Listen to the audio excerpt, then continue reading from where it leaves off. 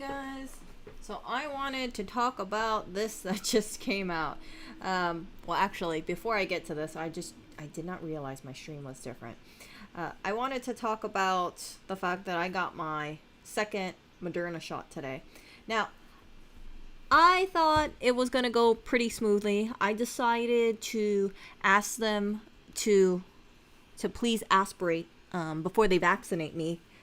And the reason being is that I did not want to have it go into my bloodstream or reduce the chances of it, or not so much. So there is a link, and I'll put it in the description. There's this doctor called John Campbell, and he explains it a lot better than I do.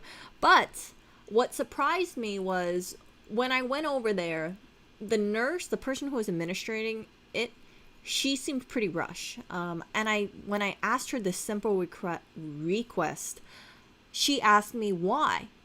And for me, right, I was kind of thinking to myself like, okay, what is aspiration? So I was saying, yeah, before you poke me with it, before you inject me, I want you to pull the plunger all the way back. And she says, yeah, but if I pull the plunger all the way back, I'm going to inject air into your arm. And I said, no. When you are injecting me in my arm, pull the plunger all the way back and then inject me. And she says, well, if I do that, I'm going to be drawing blood. And I was thinking, because I'm not a nurse, okay? Because I'm not a nurse, I just thought like, okay, I think that's aspiration. Because, I've heard a medical professional should know how to do this, right? I heard that you're supposed to pull it out for about 5 to 10 seconds, but it wasn't an issue last time. Let's just put it that way. So, I asked her to do that, and she said, okay. And then when she pokes me, I look and I want to see, hey, is the plunger pulled all the way back? No, she basically poked me and then just pushed forward. That was it. There was no aspiration for sure. Because I looked at it and I was like, how come it's all the way in already? And she just pushed it in. So it happened so quickly, you guys. Before I knew it, it was done. It was just like a matter of few seconds. So I also mentioned in about 5 minutes, she injected 2 people because it was like super fast. I mean, this is so much faster than my first one. Now, I did also mention that after I got it, my arm was feeling, my left arm, because I got it on my left arm, my ring finger and my pinky finger was feeling numb. It's still feeling kind of numb. Like, I can distinctively tell those 2 fingers feel more numb than the other fingers. So we'll see. Hopefully I'm okay. I know some people would say it's just nerves, but I can't imagine myself nerving my just 2 fingers out. So I saw that there was comments over here, and some people said that this is the reason why they don't want to get it done, especially in a pop-up clinic kind of thing. Other people said that, I'm just trying to overreact, trying to make people fear this stuff, quit being I don't understand it. This is the thing that I don't understand. I decided to get it done. Obviously, as much as people might like to think that I'm anti-you-know-what, I can't be anti-you-know-what if I got this thing done. I just like to be more aware of certain things. That's why I didn't rush into this stuff. I've never been one to kind of rush into things, especially for shots. So even for the flu shot, if I'm not required to get it, I don't like getting my flu shot at all. I know that people would say, well, it's better to get it, but I thought, no big deal. So, see all these things over here? So someone said, like, don't get carried away. The needles are too short. I just asked for a simple request. That's all. So when I got home, I ate some food, and I came across this article. Now look at this. Biden announces COVID-19 vaccine mandates that will affect 100 million Americans. The new measure includes a vaccine mandate for all federal workers and contractors and a requirement that large companies must mandate vaccine or regular testing for employees. And this is for all employers with 100 or more employees that together employ over 80 million workers to ensure their workforces are fully vaccinated or show a negative test at least once a week. So right now, it seems like Biden is really serious. He wants to crack down. He wants people to get vaccinated. Already in New York, I've shared with you guys, I can't even eat inside of a Taco Bell without showing that card. And they check it. They really do check it. It's not just flash it. They look at it and they read it. And this is kind of serious. There's some restaurants in New York, they don't allow you to eat inside unless you get 2 shots. So if you don't get those shots, then it's construed as you're not being patriotic. You are impeding the success or the future of this country. And it's really turning into one of those movements where I just kind of think, ooh, it's not looking good. It's not looking good for people who do not want to get it. And I know a few people who do not want to get it. I completely understand why they are concerned, despite what people will say, despite people saying, well, they should just get it done because science, or, oh, they should just get it done because, Biden says to get it done, or, oh, they should get it done because look what the media reports, and what if they go to the eyes? At the end of it, the way that people see it is just, their body, their choice. And hey, if some people don't want to wear a mask, I would say, okay, I get it. I get why some people would just be like, I don't want to live my life having to wear a mask all the time whenever I go out. And I think that the idea of mask wearing, for me, it's not really an issue. Sometimes I wear a reusable mask, so I do wash it. It's 100% cotton, the ones that I wear. But I think sometimes, and this is just my 2 cents over here, I think sometimes, when people wear those medical grade masks, they don't know where it's coming from, except it's from China. I kind of wonder sometimes what kind of chemicals in there. Just because sometimes if you buy it like a no-name Chinese brand, and I'm not singling out the Chinese here, I'm just saying that I just kind of wonder, is there any chemical in there that's not good for you, that you're inadvertently inhaling daily because you're being told to wear one? Again, I am not anti masking up. I wear a face mask. I wear a reusable face mask. You guys have seen me on stream. If I'm not around people, then I won't wear it, but I always carry a face mask with me whenever I go out. So, over here, right? So, Mr. Biden noted that many large companies already require vaccinations. The bottom line, we're going to protect vaccinated workers from the unvaccinated coworkers. So you need to comply. And if you don't comply, yikes. See, look at this. Companies that fail to comply could face a fine of $14,000 per violation. So this is not just, oh, okay, well, maybe my boss will look the other way. No. I think if OSHA goes in there and they say, hey, where are all your workers? We need a copy of all their vaccination cards. If your employer, right, your boss cannot provide that information, your boss will say, I don't want to get $14,000 fine. Hey, you don't want to get the thing? Sorry, you're out of here. I'm not gonna pay a $14,000 fine just to hire you. And this is at the 100 employee level. Right now, I think that I really will not be surprised if Biden tries to make this a lower number. Right now, it's going to be 100, but what if he reduces it down to 70, to 60, to 20, that kind of stuff. And then, of course, if he increases these restrictions, people are going to kind of be forced to. You cannot have 80 million people out of work, especially when there's no more federal unemployment and no eviction moratorium going on anymore. Look at this.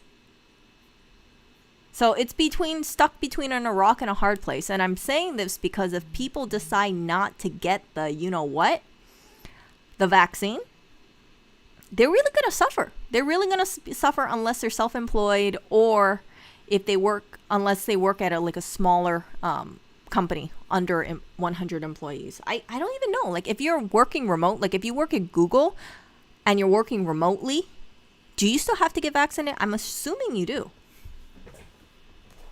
I know that they said Disney requires people to get vaccinated.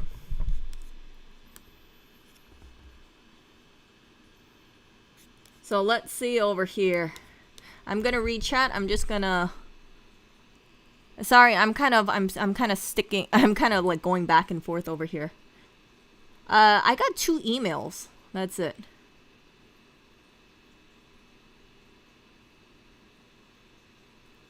Really, except the USPS. You know why you can't lose your mail carriers.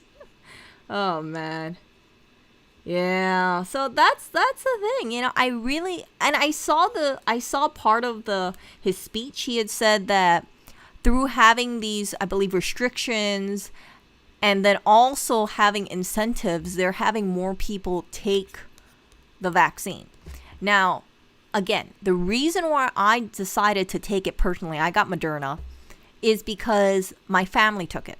And they were very worried about me. And they said, Erica, I want you to promise me that you're going to take the vaccine. And I thought, okay, well, they're probably worried because I'm in New York. They're in Hawaii. I get it. And that was a couple months ago. And then it circled back. And then I finally thought, okay, you know, damn it. I don't want to cause my family to worry. So I decided to get it. As I had mentioned in a previous stream, what I did is I spoke to a few people who are choosing not to get vaccinated.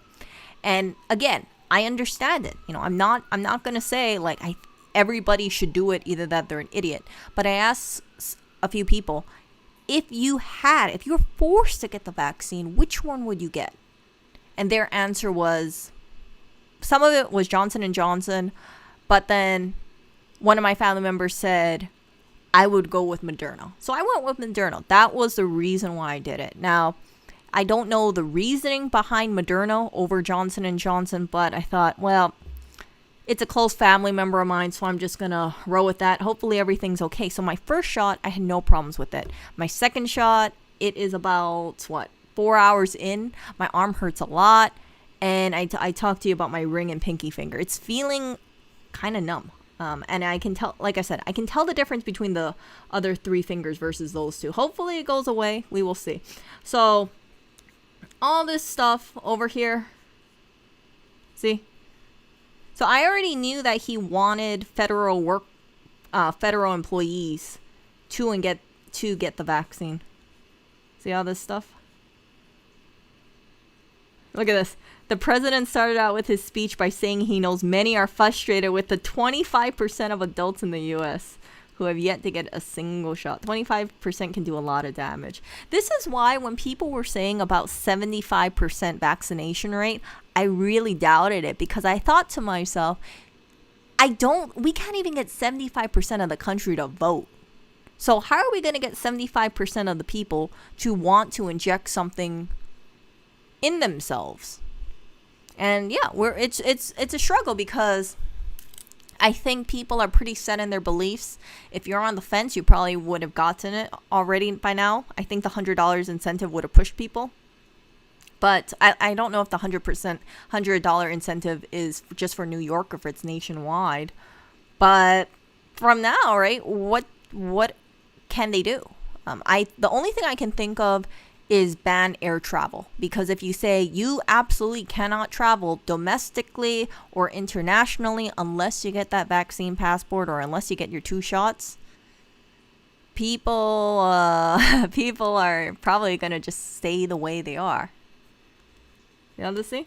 What's more there to wait for? What more do you need to see? We made the vaccinations free, safe, and convenient. The vaccine has FDA approval. Over 200 million people have at least got 1 shot. We've been patient, but our patience is wearing thin. Your refusal has cost all of us, so please do the right thing.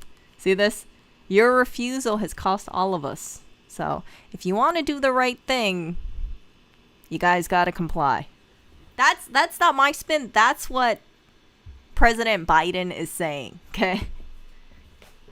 And I think by wording it this way, it's just, I think some people would say, I don't understand how it's costing us. See? Then you got the limited disability and religious exemptions to the federal employees vaccine requirement. I know someone who was supposed to get it, and they decided they were able to weasel out of it under a religious exemption.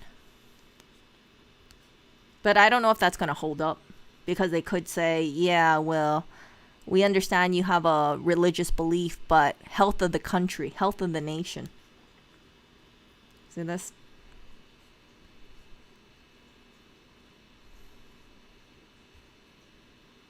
So I believe it was Wes. Was it Wes? Wes said something along the lines of he has to get weekly testing, or was it someone else? I can't remember.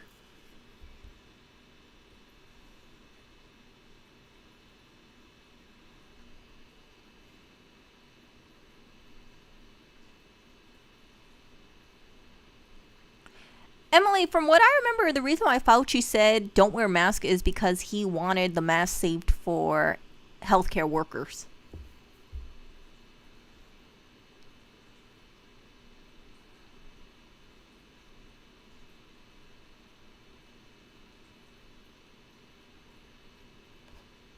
Uh-oh, Wes is using all personal time. Oh, thank you, R. Anderwell. Aw. Oh my goodness, I haven't heard aloha in such a long time. Okay, let's look at this. Yeah, that's the thing. Like, so Wes has to use all their personal time and sick time, and I'm assuming that's for what, to get tests, to get your weekly tests. Yeah, we'll have to see. No, I did not. Oh wow, really? Wow, there's a Rutgers student studying remotely being forced. Oh my gosh. Gee. Yeah, that's what I was wondering about Google. Like, if you had a Google employee and they're like, "Wait a second, I'm living on top of a mountain, 200 miles away from the nearest city. I'm not health threat to any other Google employee, right? Will they have to take the vaccine?" Aaron says my entire family was vaccine hesitant, and I was the only one in the family arguing vaccine efficacy. They're now vaccinated. However, talks to the passports, actions like this. It's Aaron. It's the only way to get people to comply. Really, it is, because if you force people and you tell them you want to live, quote, normally, you can't live normally unless you get that vaccine. Because people will say, well, screw you. I want to go out to eat. I'm going to go there unvaccinated. If the restaurant stops them and say, no, you cannot eat here unless you have not just one shot, but 2 shots, people are going to say, damn it, I can't go and hang out with my friends anymore. I can't be with family. And you know what the friend circle is going to say? The friend circle is going to say, oh, wow, so, John over here, John doesn't want to get vaccinated, so he can't have dinner with us. Why doesn't John want to get vaccinated? Because he's crazy. He does not want to help the nation. So it's going to cause people to kind of feel ostracized if they are mingling with people who are vaccinated, in my opinion. And depending on how their headspace is, right?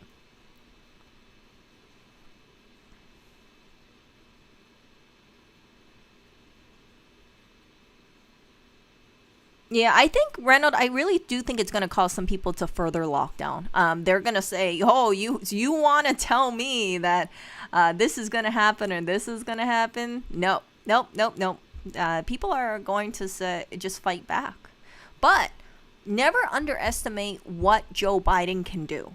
I believe he's going to use everything in his authority to try and get a lot of people vaccinated.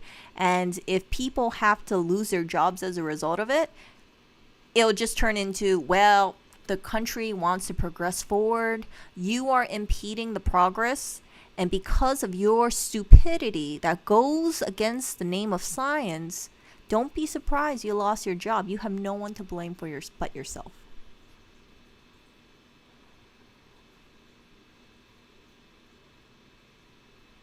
Aaron says, I know several hospital workers who do not want to get it, might just quit. That'll be good. Quitting healthcare. Yeah, so the person that I had mentioned who's in the hospital, right, for heart inflammation, they said that the nurses who had spoken to them didn't want to, they didn't want to get it, but they had to get it because they were going to lose their job if they didn't.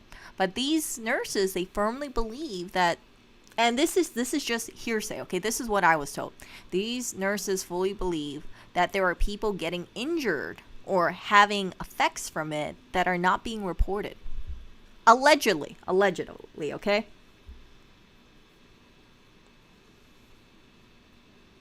So you guys can, decide what you guys want. I mean, if someone is in a hospital and they're telling me this is what the nurse is saying, this is what a doctor is saying to them, I'm going to be inclined to believe it, especially if the person who is in the hospital is not on any pain medication. They're just being monitored.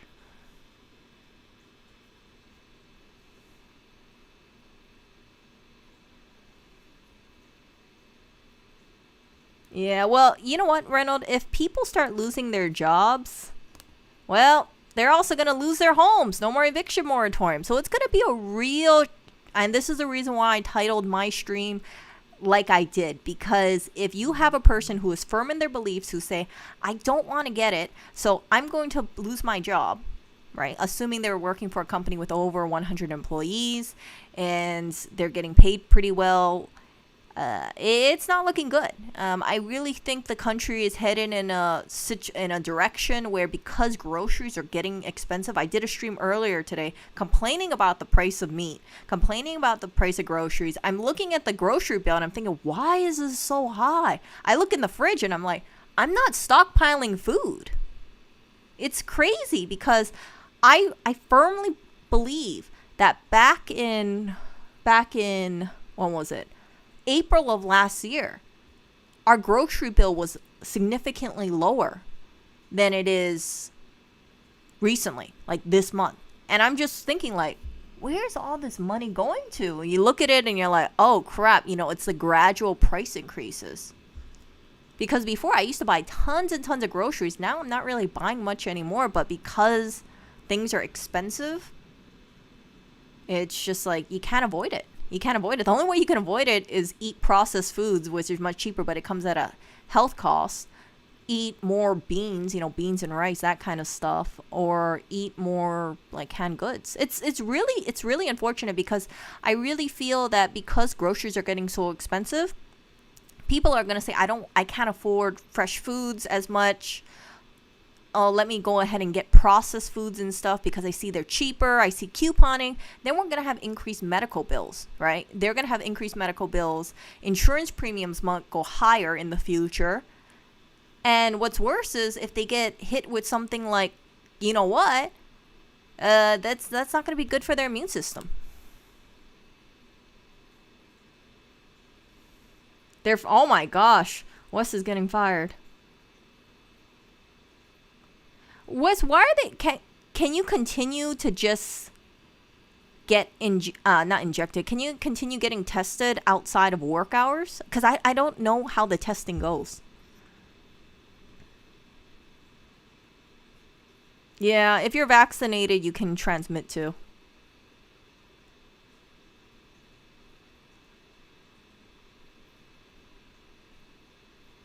Wow. Oh no.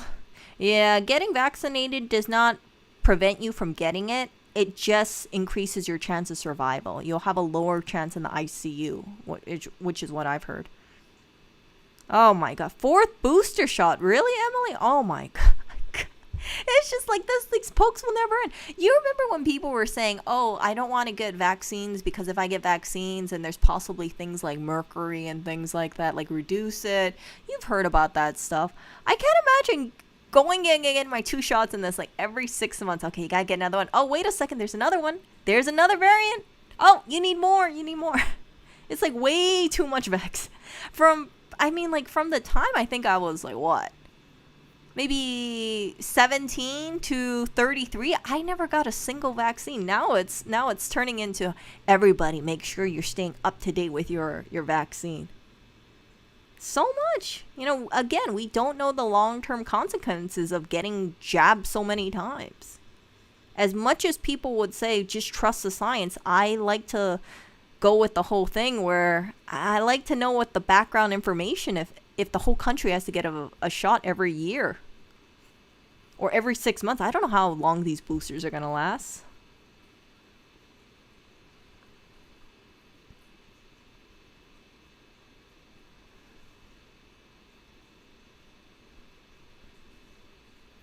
You know what the thing is, Emily? You say the vaccinated will create their own economy and will be successful. A lot of them would probably need bank loans.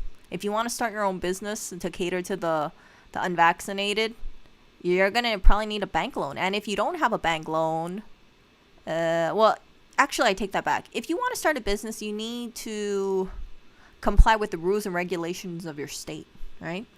Maybe the federal government, state. And I don't know what the federal government's going to roll out.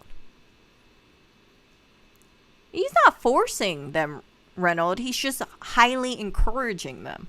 It's going to turn into... I wouldn't be surprised if there's like a blanket statement where it's like, okay, well, you want to do this? You can't go in here. Because Biden says emergency order, to protect the nation.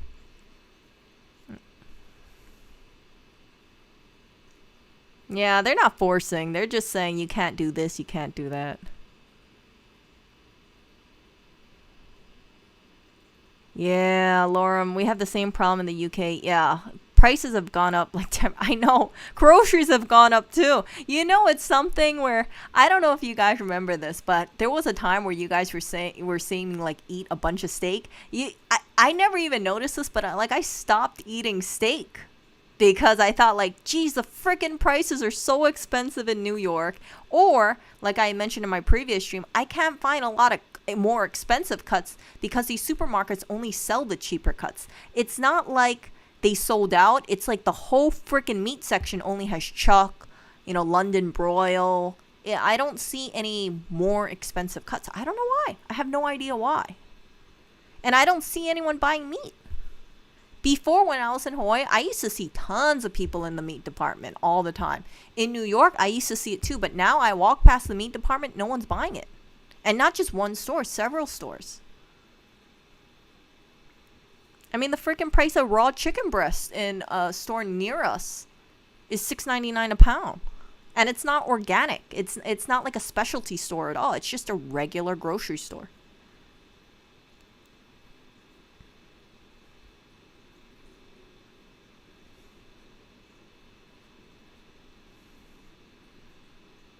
Yeah.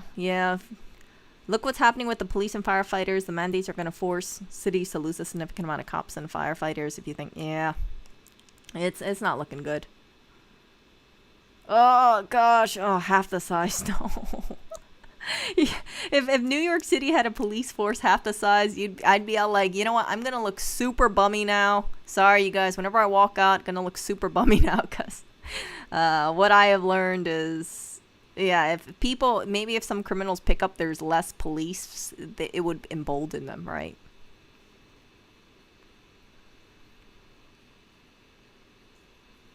Yep, exactly. We don't have long-term data. If people are not really complying, do you think other laws will matter? Yes, actually I do. Because I don't know about I know it's not for all states, but let's talk about New York. Quality of life is definitely affected if you cannot eat in a restaurant. I mean, it sounds pretty like, okay, I'll just do a takeout. But if you are going out to, let's say, New York City and you want to eat with friends, you don't want to, let's say, go back to where you live in Queens or take the subway 20 minutes to eat somewhere else, back home. You are going to, like I mentioned, you are going to feel ostracized. You are going to feel ostracized going to a restaurant that you can't get into while everybody else is laughing and smiling inside. And if you get turned away, everyone's going to think that's the person who's unvaccinated. That's the person that's not allowing this country to move forward. It's not good. It's really something where psychologically, I feel that people will be more pressured into getting the vaccine.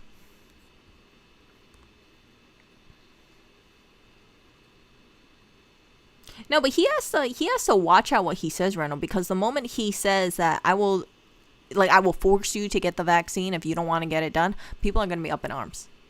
So if he does this whole what can I say, like a frog in a pot of water, and just turn up the heat slowly but surely, it's going to be less resistance that way, where it's like, okay, well, we're doing this measure. Now we're going to tell employers that if they have 100 employees, everybody needs to be vaccinated, everybody needs to be getting weekly tests, or we will fine you $14,000. That's one thing. Okay, so you have businesses comply, and then again, later on, he could say, we're going to reduce it down to 80, 60, 40, 20. Oh, yeah, we're still not seeing much. Any employer that has more than 2 employees, you got to get vaccinated. Everybody needs to get vaccinated. We're going to put hefty fines down on you. Employers are going to think, crap, do I force my employees to get vaccinated, or do I risk the fine? They're going to say, you know what? You don't want to get the vaccine? Bye.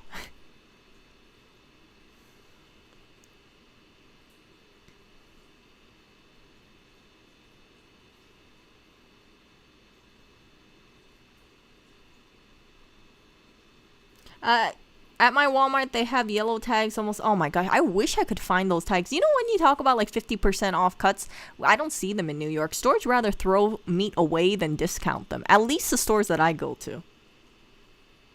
Oh, the price of chicken wings have gone up like crazy. Oh no. Jeez. Oh my gosh. Oh man, chicken wings. Yeah, chicken breast, chicken wings. Oh, at least Costco still has $4.99 chicken. Yeah, I think Costco's gonna keep that low price. I mean, they make so much money because now people are gonna try save money and they're gonna think, okay, let's buy at Costco. I think Costco, the markup there is 15%.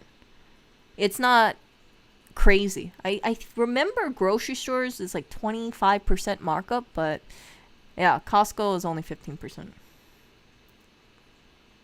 Let's see over here. Yep. My friend regularly tells me of wraps and stuff in it. It's not premium on vegan food either. It's in general, really. Oh my gosh, the vegan food in New York is so expensive, you guys. It's so expensive. I just like, you look at some of this stuff, like it sounds really cool, like cashew cream and stuff. But then you try it, and then after a few hours, I get hungry again because there's no big protein filling me up. Like if I eat 8 ounces of steak, that'll fill me up for quite some time. If I eat 8 ounces of salad, not so much.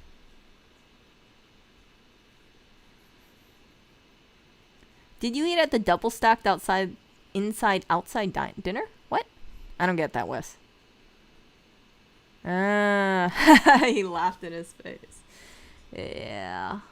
Are the tests going to be free? Yeah, I think the tests are free. Yeah, the tests are free in New York. I got my test at Walgreens, and I think I think it was supposed to be like $100 something, but yeah, it was free.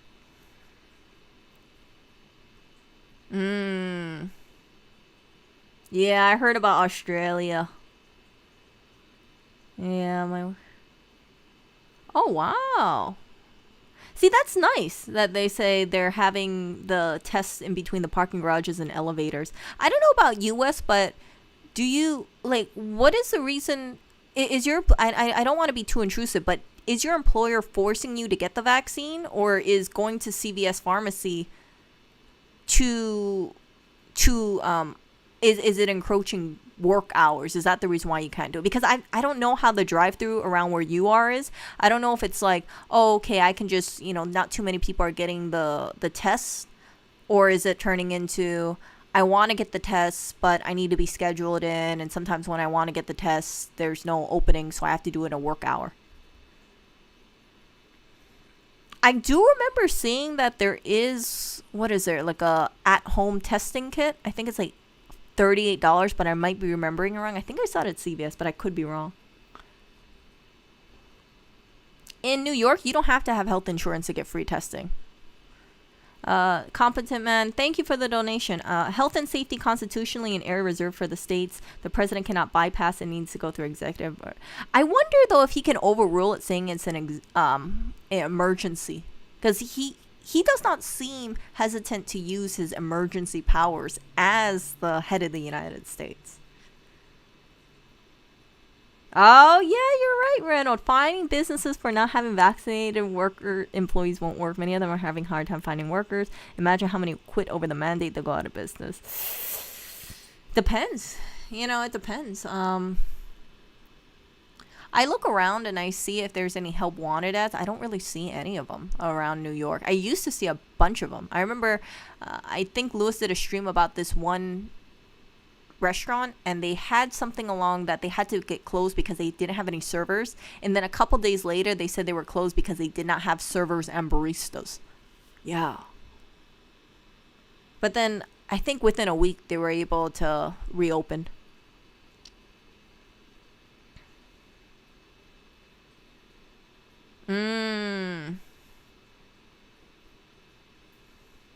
Would the employers be sued, or would it be the state? Because couldn't the employers just defer to the state level and say, well, if you want to sue anybody, go after the state. Don't go after us because we're just following their rules.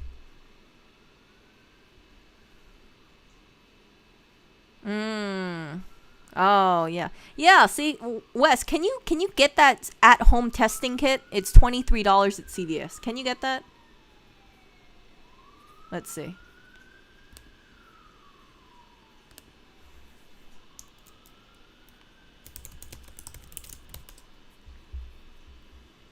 Let's see if I can find it here. Oh, here we go. Look at this.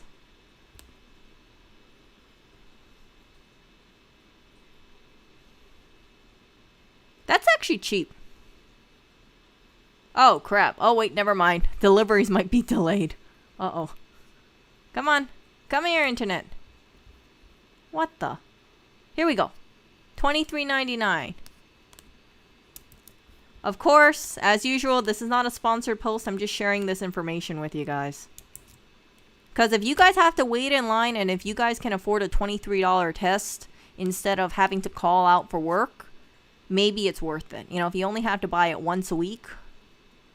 Oh, look at this, 2 for $40. Yeah, if you only have to buy it once a week, and if your employer allows you to do this, then you could save your vacation days. And I hope you guys can keep your jobs.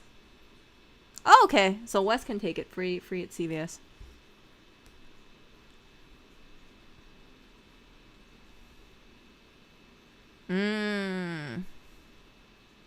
Ah, okay. Governors don't have emergency unless the legislator. Okay, I guess I'm too used to Cuomo. No emergency powers. Okay, thank you, competent man. No emergency does not mean get to ignore the Constitution. Supreme Court during Civil War ruled that Lincoln could not suspend habeas corpus. Okay, I got a history lesson there. Yeah, free is better. Yeah, Wes. Yeah. Oh, okay. The employers will be liable. They can't break the law just because they want. Just because.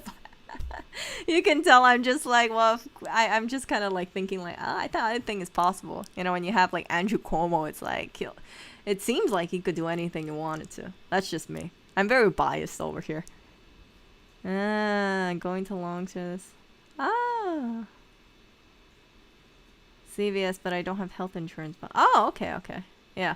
Okay, so let me go back over here.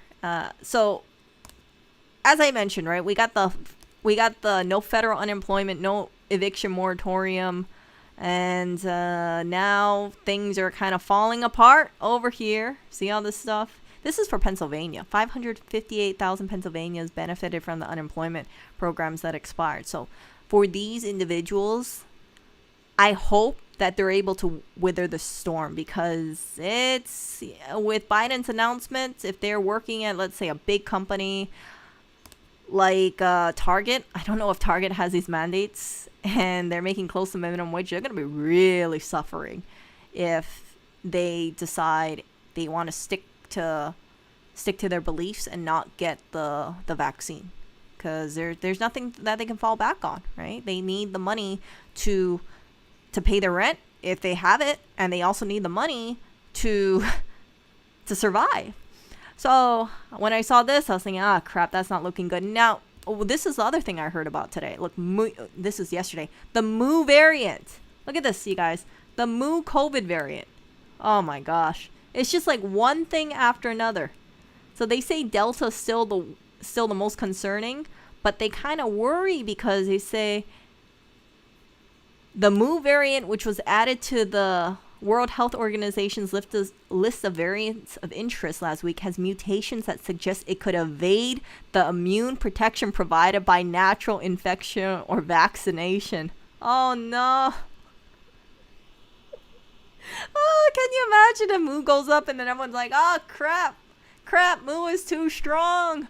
Let's have another booster shot. People will go crazy. If Moo is able to really harm people who are vaccinated, and the only reason why I say this is because if you look at the news, they say that most of the people who are in the hospitals are the unvaccinated, right? If we start seeing people who are vaccinated ending up in the ICUs, it will be a total storm. 100% people are going to go back to how it was before. You know what I'm talking about, where they're going to say, oh, okay, well, we got to all start stockpiling on toilet paper. We got to stay indoors as much as we can. And it's going to be like deja vu, like April 2020, where these stores were getting all their groceries bought up. We're talking frozen food section, toilet paper, hand sanitizer, everything.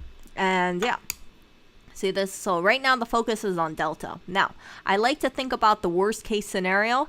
If this Moo variant pops up and the grocery stores are getting overrun, then you really owe it to yourself, in my opinion, to start stocking up on food now. And I don't mean this in a hoarder kind of prepper kind of way. But what I'm saying is just think about if you're going to the grocery store, you buy 1 can of tuna a week, buy 2 cans. Do that slow progression, because if anything happens, you will be prepared. And if nothing happens, your cans of tuna that you've been stockpiling, you don't have to buy tuna for a couple weeks or a couple months, and that's it. You can eat your stockpile down. And that's what I've been doing recently, because there's some food that I realized that I was keeping since last year, and I thought, well, let me try to rotate stock. So I've been trying to go through that, and then afterwards, right, replenish it with newer stock. And if you see my shopping habits, you're not gonna think, hey, Erica looks like she's prepping for Armageddon or anything like that. It'll just look like, oh, Erica's just buying, an extra can of this, or oh, she's, instead of buying like 1 evaporated milk, she'll buy 3 evaporated milks, or it's like, I'm not worried about that kind of stuff. I also have, of course, water. I don't like buying bottled water, but I do like buying gallon water. So you might buy, if you go to the grocery store, you might buy an extra gallon of water. So if you go on your next grocery trip, maybe think about buying 1 gallon jug of water, storing it. Next week afterwards, you buy another gallon. So in 2 weeks, you end up with 2 gallons of water. And you're not overrunning the supply chain that way. MREs, that kind of stuff. I don't even know what happened to Lambda. Who knows? We moved on to Moo. Lambda is, I don't even know what's after Moo. Maybe it's Mewtwo. Who knows? I joke, you guys. So all this stuff, all of it just kind of makes me think like, oh, it's not looking good. The US is not looking good. Australia, from what I've been hearing, is not looking good as well. Over here, employers, where are you, Paul? Over here, employers were told illegally you can't ask for what the person's vaccine status is. Are you in the US?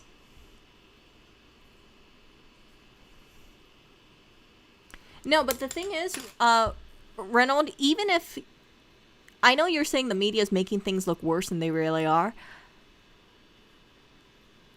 If people buy into it, or if it is true, then people's natural reaction would say, crap, I need a stockpile on stuff. Now, a lot of people don't think about stockpiling. They'll just say, oh, I'll just buy what I need every week. And then when stuff hits the fan, then they'll be like, oh, now I gotta buy all the toilet paper. Now I gotta go and buy all this, Kleenexes and, rice and basic ingredient. Like, that's too late. In this day and age, people should be thinking about actively prepping or actively being prepared at all times, in my opinion.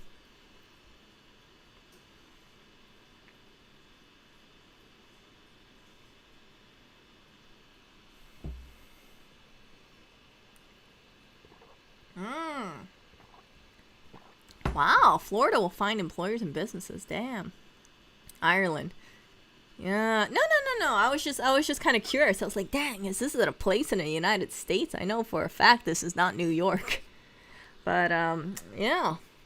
Jeez. I don't know. I heard Florida cases are spiking. I don't know. It's just like the U.S. It's not looking good because you got all this, like I said, you got all this stuff, more restrictions, no federal unemployment, no eviction moratorium. That's lifting. You got the Mu variant coming around. I'm not seeing this. And the thing that I want to kind of talk about is I was thinking today, so what is probably going to happen in the future? My speculation here. Could be wrong, but I just put it out there anyway.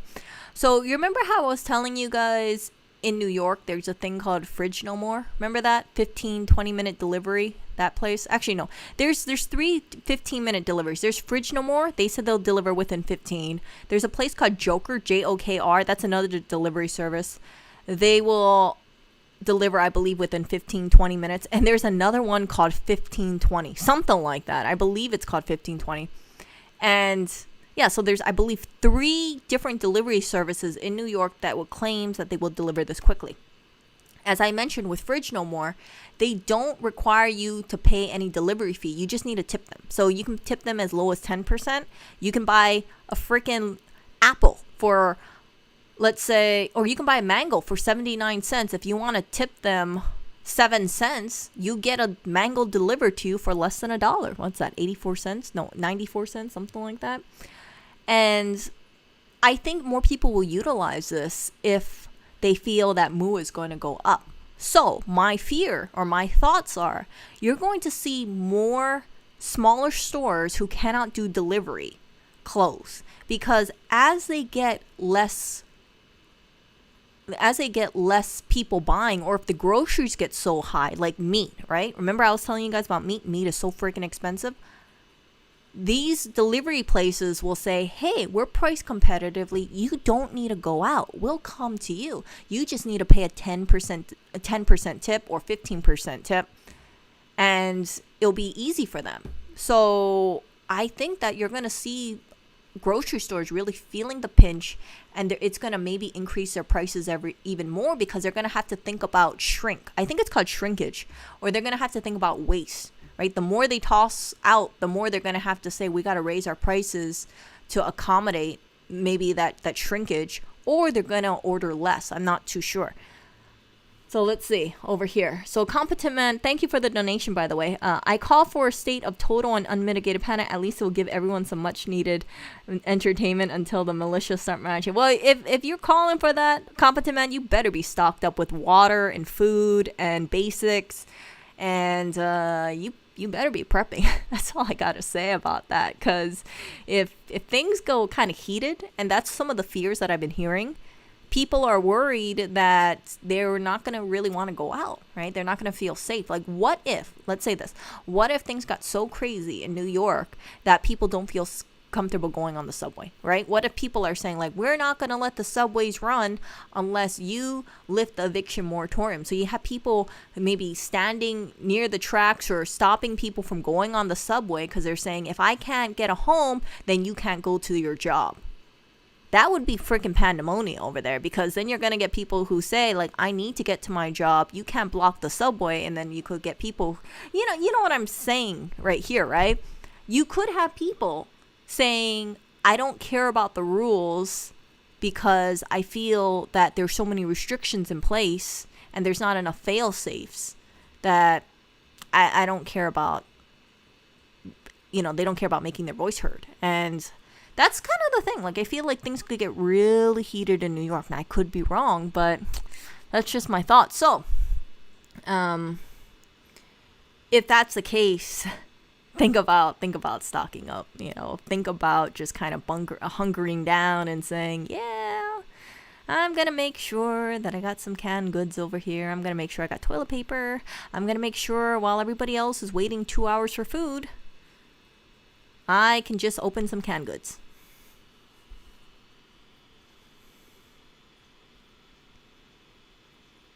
Oh, no. Let's see. Yeah, I don't understand how those places survive, because you have to pay someone to deliver. And who knows? Maybe they're banking that they're gonna have a lot of business, so it will be profitable. But I just kind of think like, ooh, it sounds kind of problematic. Like if for example, right? If I order one mango from Fridge to Go or Fridge No More, you think they're making money off of having one of their bicyclists riding to me? No, they're not. They're not going to be making money because they got to pay that bicyclist hourly. And that's going to take maybe the bicyclist 7 minutes to get to me. And the only tip I'm going to give them is like 79 cents. No, 7 cents, right? Because if I only did a 10% tip.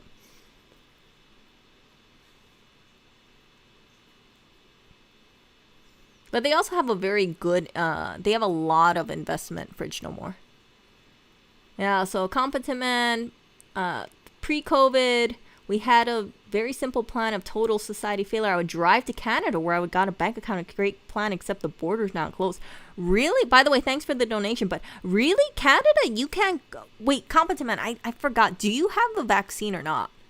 Because I know they said that they're restricting travel to Canada if you don't have the vaccine, or maybe they still are doing that.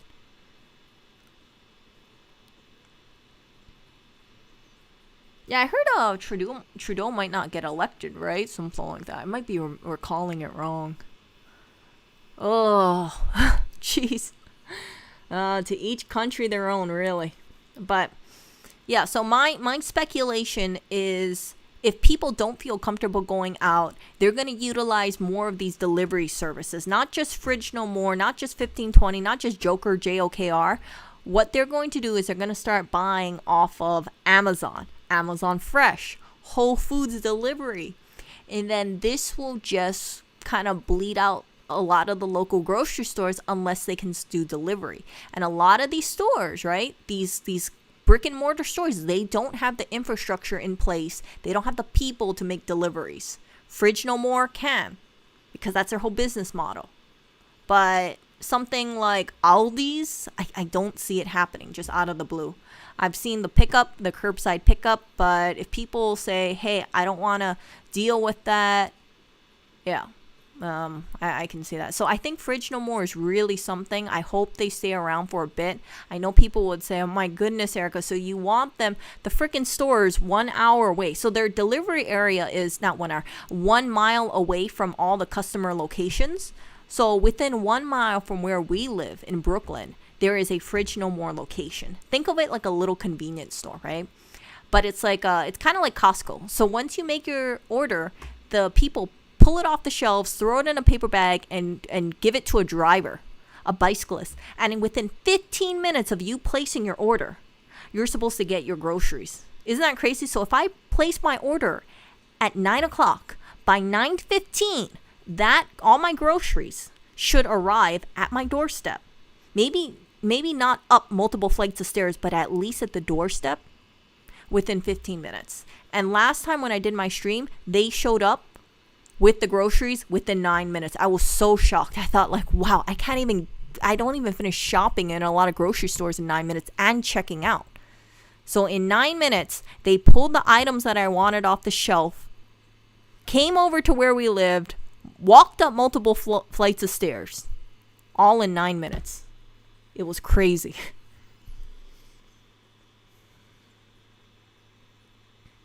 But the thing is that, so let me think. Amazon Fresh and Whole Foods, they do deliveries, but I think you have to do it within a 1 or 2 hour time window. I haven't ordered off Amazon Fresh in a while, so I think it's 2 hours. So having places like Fridge No More, it's really going to put the crunch on some of these other stores. I would not be surprised if Amazon made their own version of maybe to compete with Fridge No More. I really would not be surprised. And they have these like Amazon little, like kind of like Amazon Go, but it's like they would see it as an opportunity. But who knows? Maybe I'm wrong.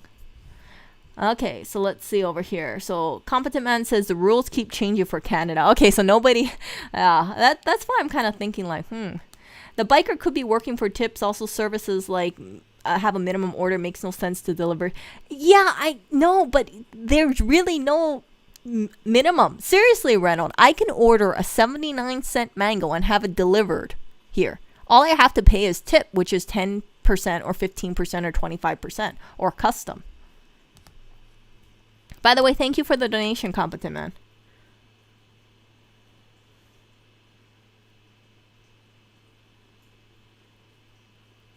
I don't know how I feel about Instacart. I don't really see too many people using Instacart.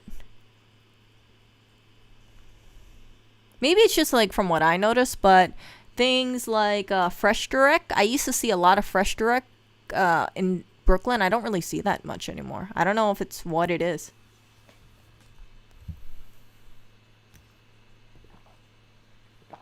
But it's really like a race, because why would you order off certain stores if you have a 1 or 2 hour delivery time? A lot of the times when I was ordering off Amazon Fresh, I would actually do it the next day. So let's say I place my order now, I would have my delivery time for tomorrow, could be somewhere like 7 a.m. or 11 p.m. or whatnot, but it would be basically next day delivery. I could do it same day if I remember correctly, but it's like a lot of the time slots fill up. So having something, and I know I sound like such a shill, but having those 15-minute delivery services, I really think it's going to be a game changer. But also, it's going to heavily affect what people expect out of grocery stores. No, but Amazon can't. The only thing why Amazon can't compete with Fridge No More is Amazon's delivery time is, I believe, 2-hour windows. Fridge No More is 15 minutes after I order. So if I wanted to order something off Whole Foods, I could not get it within 1 to 2 hours unless there's a delivery slot. A lot of the times for Whole Foods, everything's all booked for the same day. So I need to order tomorrow. And then I have to be home. Let's say if my time slot is 3 to 5 p.m., I need to be home 3 to 5 p.m. because I don't know exactly when they're going to be showing up. Versus Fridge No More, if I place an order right now, even right now, by 9:20, I'd get my order. Right now, it's 9:05. Yeah, so they have an investment. I did a stream about it. There was a startup called Cosmo, and they had a very similar setup to Fridge No More, but the difference is that it was a 1-hour time window. So if that business went under, I think it was due to the .com bubble. I'm not too sure how Fridge No More is going to last if theirs is like, instead of 1 hour, it's 15 minutes. And I never told you guys, but when I did my first Fridge No More stream, the person who called me, who told me to come downstairs, they were out of breath. They were huffing and puffing. Like, you could tell they were bicycling hard just to deliver that food to me.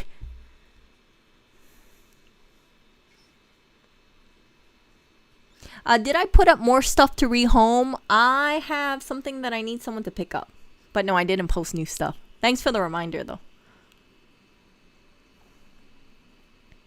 Yeah, but I don't order that much, Competent Man. Normally, when I put my orders for Fridge No More, it'll just be something like 1 tub of salad, $6.99. My last order was 1 pound of salad greens, and then 1 pound of baby carrots. That was it. The order came out till about $9. And then I left, I think 15% tip. So it was like $10 or something like that. 10 something.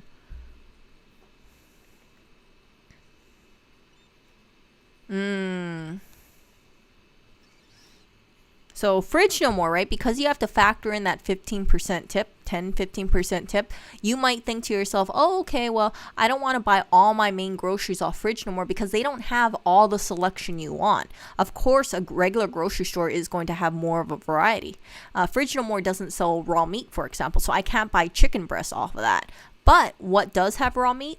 Amazon Fresh has raw meat. Whole Foods delivery has raw meat.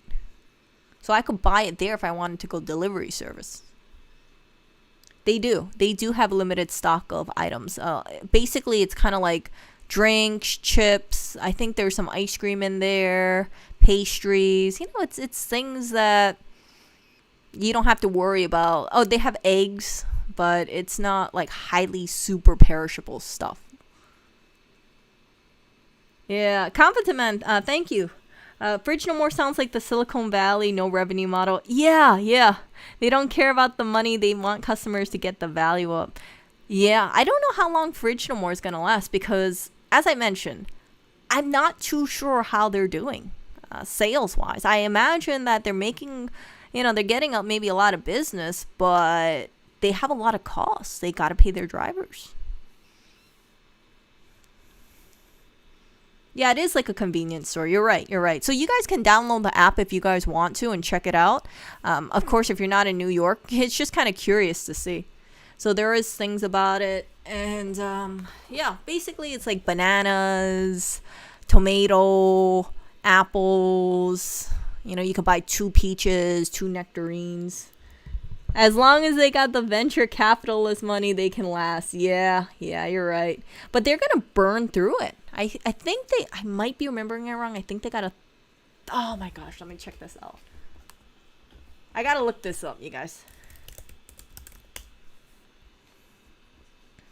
Let's look this up. Fridge No More. Here we go, guys.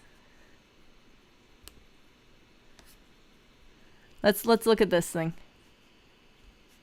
See, so they're bicyclists. It's kind of like Grubhub, but on crack. See? Oh, crap. No. Oh, what? What is this? Okay, here we go.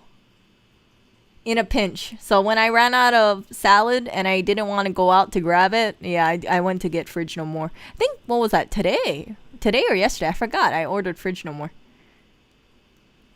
See this stuff? 15 minutes delivery. So they have these little hubs. Okay, here, look. We don't think we're a convenience store. We're really a grocery store. Oh, look. They have a $15.4 million round of funding in March. They don't have evaporated milk, in case you're wondering. Like, oh, do they have evaporated milk or condensed milk? No. See, like, discounters or other, they might only sell one brand of milk or one type of ketchup. Yeah. See? So they bike.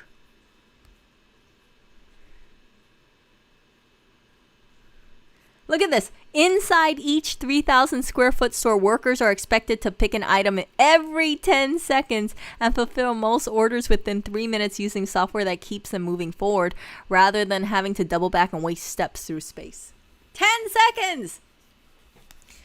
When I realized that they delivered within 9 minutes, the first thing I thought to myself was like, holy crap, this is like Amazon.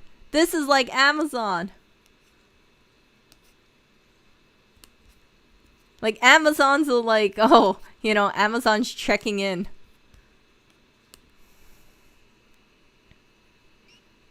See, they have no minimum orders and they charge no delivery fees. See? They pointed out they will deliver a single apple to a shopper's home. He positioned this as a competitive, necessary, and also effective marketing strategies.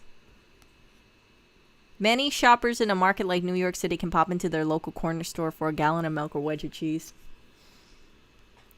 The good thing about Fridge No More, and I shared it with you guys, right?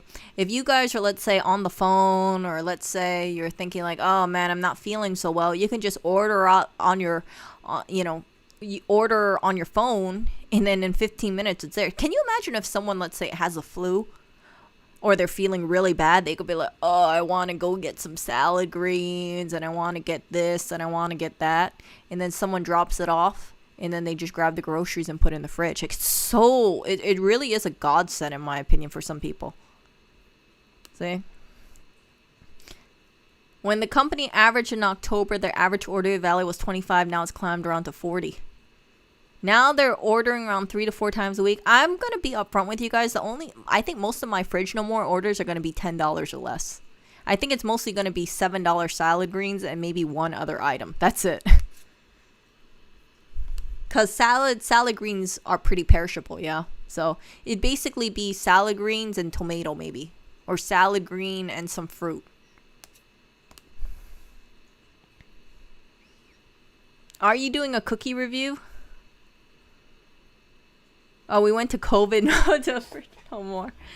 I don't know. I don't imagine they screw up much because I think someone from what I saw, they put the people pack everything in a bag, and then they put your name, and then they put the order inside of it. So the person who delivers it obviously is not the one packing it. See this stuff?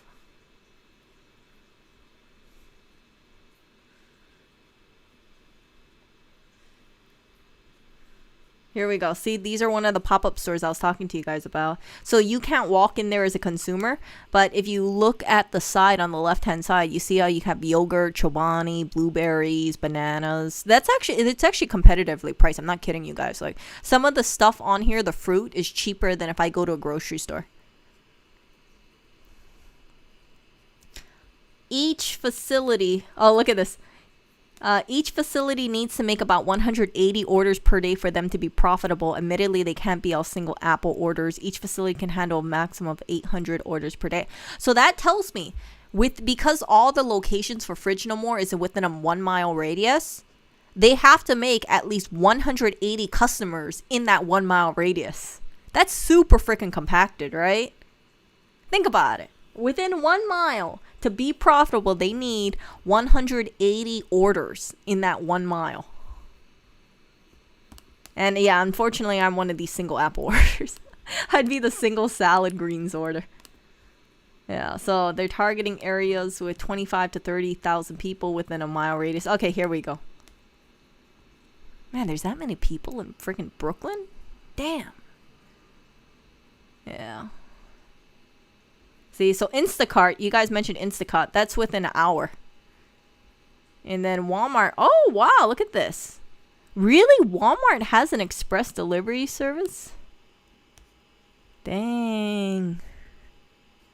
Yeah, you place an order and delivery, ring your doorbell in just a few minutes. It feels like, you know what it feels like? I mean, it makes me kind of shocked, but it also makes me think like, holy crap, that person must have busted ass to get, to come to where we live. For sure. See, so I gotta see like Walmart. I really think Amazon's gonna maybe enter that game. Hyperspeed, who knows? We'll see. I don't know what the quality control process is, but if it's something like $40, it can't be that much things, right? They're probably thinking like, hey, one vanilla yogurt, 1 bunches of carrots, 1 bunch of bananas, 2 blueberries, like that's pretty. You just gotta check it off. But 10 seconds each for each item, like that's quick. I actually looked, I was kind of curious to see job openings for Fridge No More, and they said that if you have to, even if you are hired on as a packer, you know, the people who pack these groceries, you need to be willing to also be a deliverer. Yeah, I heard about that. Walmart is trying to compete with Amazon in their delivery. Yeah, the drones. Yeah, I don't even know what happened to the Amazon drones. Who knows? Oh, Paul Hester, good content. Keep it up. Night. Oh, thank you so much for the donation, Paul. Yeah, night. Stay safe, by the way, you guys. I know this is a whole stream about lockdowns and whatnot, but you guys stay safe. And as I mentioned before, look, if you didn't get the pokey poke, if you didn't get the vaccine, all I ask is you guys have a backup plan. If you guys decide, hey, I want to take, I don't want to take the vaccine, but I want to take some vitamins, vitamin D. I want to take some IV plants. Then go do that. Of course, right? Nobody can stop you. But I don't want anybody to be like, okay, well, if something happens to me, I don't know what I'm going to do. Like, do your research. If you don't want to get the vaccine, do your research. Try to find an alternative treatment. This is not, of course, health advice. This is just my personal opinion. Because I don't want you guys getting injured. I don't want you guys, like, finding yourself in a situation that you were hoping you weren't going to be in and you guys don't know what to do at that point. You know what I'm saying, though? If people believe cinnamon cures it, I just, like, do something. Because sometimes, right, people will say, okay, I don't want to take this, I don't want to take that. It's like, okay, well, what's your thought? Okay, I'm going to take this. And it's like, okay, so how much dosage are you going to take it? Oh, I don't know. So you got to do your research beforehand and have a game plan. If you want to take, 500,000 milligrams or whatever, right? Okay, do your research. And if you find in that situation, you don't have to spend time thinking, okay, how much milligrams of this do I take? And I know 500,000 milligrams of something is insane, but that was just an example. Really? On 20 to 30 years ago, there was a test project for direct-to-fridge delivery farms. The fridge is built. Really? That sounds pretty cool, but I feel like you would have a person who's a klepto, and you'd be like, what the hell? I had the milk in the fridge. Where did it go? I'm just kidding. I can imagine this. Like, what happened to my leftovers? I swear I had those leftovers. Where'd my cookie go? I had it in the fridge.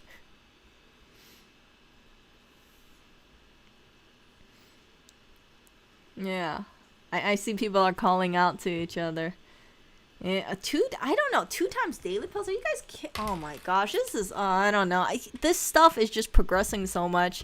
It makes my head spin. Now, if this is true, like we're 2 times daily pills, boosters, I just, So,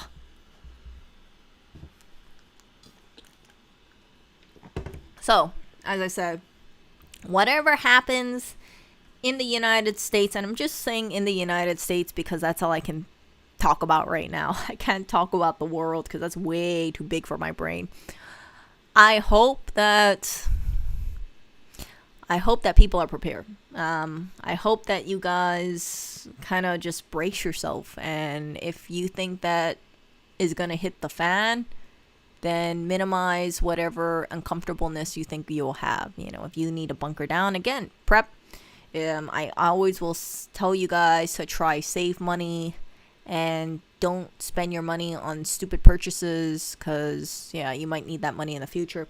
The other thing that I do want to touch into is, so I really feel like in a worst case scenario, if groceries get overrun, grocery stores get overrun, of course you're going to be going more on Amazon, just like they did back in 2020, right? Amazon fresh deliveries were going up.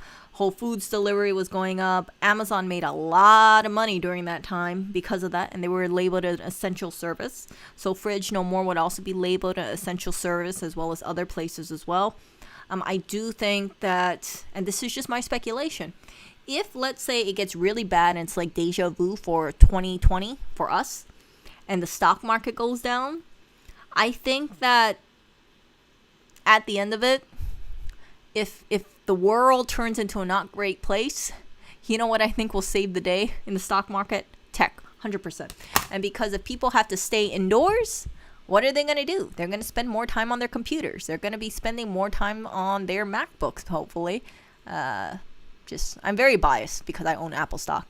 But I think that companies like Apple are kind of strategizing, okay, let's try to make things more appealing for people. So if they do have to stay at home, we give them more things to do, more exercise programs, subscription services, and we can say, okay, we want to, make things more exciting for you to stay at home and get you into our little ecosystem, like Apple TV, subscription Pelotons, you know what I'm talking about. I heard like even the Peloton subscription service, that's like $50 a month, right? So if you want to have these like classes, these like live classes from my understanding, then you need to pay that much, and it's just like, wow, that's super expensive. But if you are in a situation where you feel like you're kind of locked down, that could be one of your forms of escapism. Internet exercise classes, kind of like remote exercise classes. Yeah.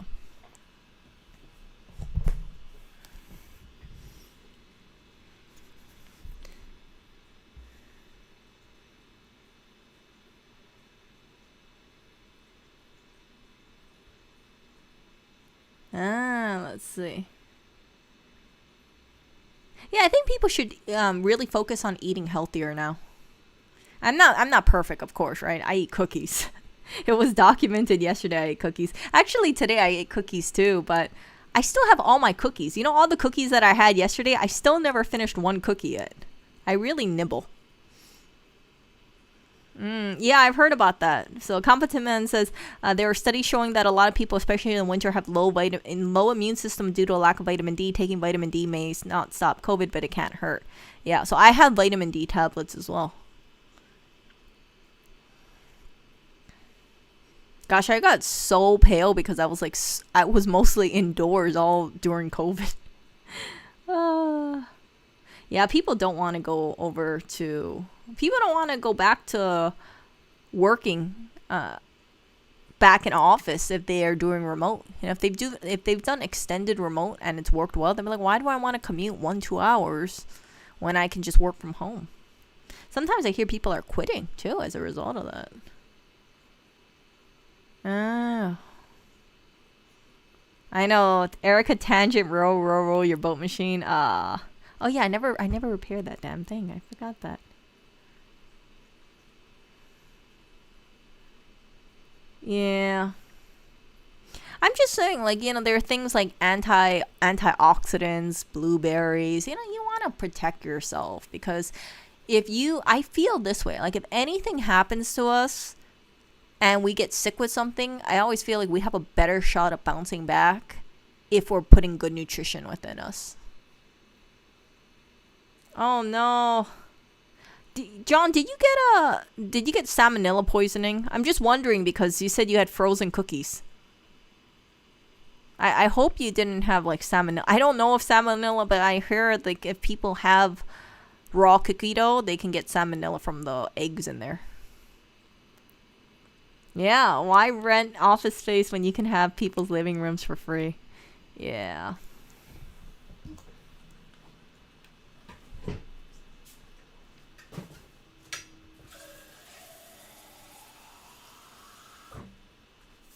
Yeah, so it's very interesting. I'm sorry, you guys. Mic technique, I know. But it's very interesting to me to see what is going to happen in the future. And again, I hope things are okay. But as I've shared with a few people that are close to me, and this is not financial advice, but I said, whatever you do, don't count Apple out. Because Apple has shown, and again, this is not financial advice, this is just my own little opinion. Apple has shown that they have a lot of cash reserves. They are able to maneuver through difficult times. And if people have to work remotely or if they stay remotely, they're going to say, hey, we got an ecosystem we can sell you. Oh, you want to go jogging? We got AirPods we can sell you. You want to have good wired headphones? Oh, we got Beats. You can buy it over here. Oh, you need a backup something? Oh, we got Time Machine. Oh, you need you like a tablet? Oh, we got an iPad for that. Yeah. You want to make sure that all your devices are synced? Oh, we got an iPhone. You can hook that up with a MacBook or an iMac. It's very ingenious. And I think that I won't be surprised if Apple makes new features or they have something where they say, we know you're indoors, but we have a service available. So you can feel like although you are staying indoors, you are getting the most out of life. And I just kind of feel like Apple would do something like that. And people are like, oh my gosh, the pretty Retina screen. And yeah. It really surprises me. Sometimes I can't believe how loyal Apple fans are, but then I look within myself, and if my computer kicks the bucket, what computer am I going to get? A MacBook. No questions asked. It would be a MacBook because I'm so used to using it. I've used a MacBook since 2012, so why would I switch over to something else when I like the OS X, when I'm so used to my keyboard, and I just like it. That's all I can say. It's and I shouldn't say this, but I know the framework looks really nice and it's super repairability, but unless you can get OS X on there, I'm not seeing myself move over to there because I'm really a big fan of OS X. You know what? You'd be surprised. So Reynolds says Apple can only make money if the public has money to spend. If the bottom falls out of the economy and unemployment rises, Apple would be out of luck. No. I'll tell you why. Because people will save money for their purchases. And I think this is a time where repair shops can also thrive, because if people they're thinking like, oh crap, I can't I can't afford that $800 liquid damage repair. What are they going to do? They're going to go to independent repair shops. And then that might be their introduction. They'd be like, wow, I thought I had to spend $800, but I'm actually going to only spend $325 for board repair. So I think people are just going to hold on to the Apple product. Same as, I think even if the economy gets worse, you're still going to see people buy luxury purchases, because I think psychologically, people do not want to be committed. Some people, not all, some people would say, I know times are tough, but I want to treat myself. I want an escape. So I'm going to spend that $1,000 on this, or I'm going to spend money on a MacBook because I don't want to think about my shitty situation. Seriously, I know people where they haven't been in good financial situations where they will make asinine, stupid purchases just because they want to forget their financial problems. And I would not be surprised if people would say, yeah, my life sucks, but you know what? I got the best looking computer there is. I got the newest MacBook. See? And not only that, right? If you don't want to get into the MacBook thing, people would invest more into gaming. So people, AMD, that sort of thing, they would be making more money. Blizzard would probably be making more money. People would be like upgrading their PCs. They'd say, I got to save my money and I can't go out. So let me upgrade my graphics card. Let me upgrade this. Let me upgrade that. Let me get a new keyboard.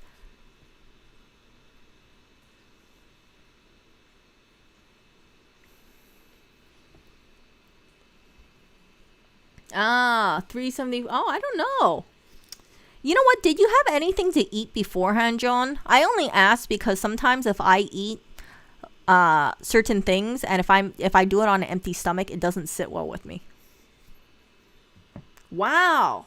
Competent Man says the country's police and military service are installing security checkpoints through New Zealand in an effort to make sure citizens are not traveling during lockdowns. That is crazy. Oh my gosh. I always thought New Zealand was a peaceful country. Yeah. Thanks for the tip, John. Yeah, I do that actually. You know what I do? I think I might have shared it with you guys. It's one of my frugal tips. Let me move over to this thing. What I do is that I buy cookies from, let's say, Trader Joe's. And then, like the already cooked ones, I'll put them inside of a plastic container, layer them single, put paper towel in between the layers. So let's say I have a container, right? I'll put 2 cookies on the bottom. No, I'll put paper towel on the bottom, put 2 cookies, put paper towel on top, put 2 cookies, like a small little container.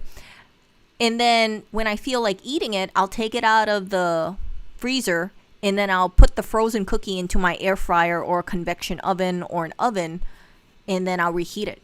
And it's kind of like having a fresh cookie. Sometimes I do get it overtly crispy, but it's still pretty damn good. You can also eat cookies frozen, some of them. So I did find out I had a little cookie stash inside of the freezer.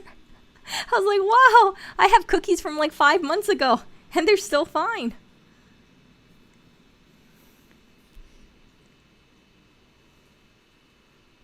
Linux cries in the corner.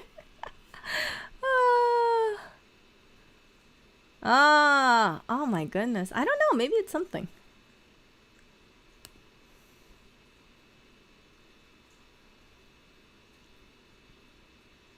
Yeah, I don't think inflation's going to get that high for sure. I do not see us turning into Zimbabwe or Venezuela territory. I think that they're going to starve off I think the treasury or they're going to do as much as they can to keep inflation in check. And I really think it's going to, if costs are going to go up, it's not going to be all the way up. It's going to be slowly but surely. And then you're going to find yourself like how I found myself in that situation where I look at the grocery bill and I'm like, why the hell is our grocery so expensive?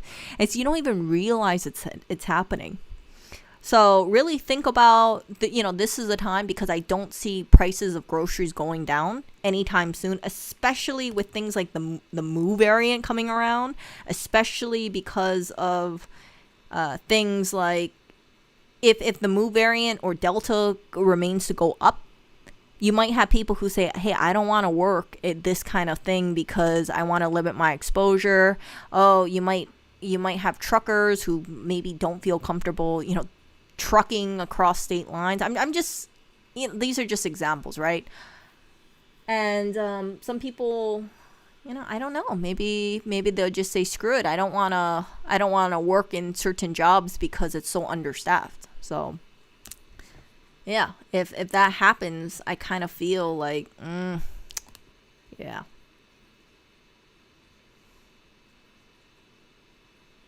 Yeah, it does. It changes incredibly fast.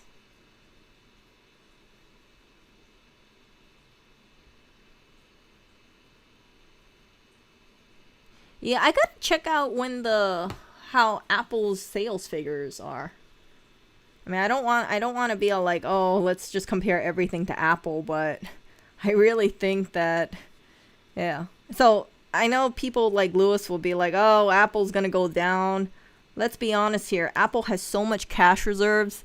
They will be able to weather the storm just fine. And if people need to buy technology, maybe not now, maybe in like a year or two, they're going to say, I'm going to buy an Apple computer. I'm going to treat myself. I don't want a crappy computer. I want that nice, sleek, shiny aluminum Apple.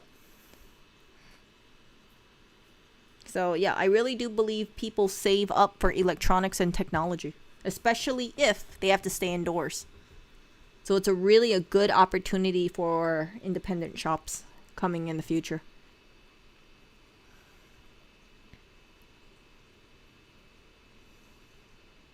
See, I don't know too much about Apple TV. I don't know how much the sales figures is. I just know some people they're into that stuff. I have a Roku. I have a Roku in Hawaii. I don't use it.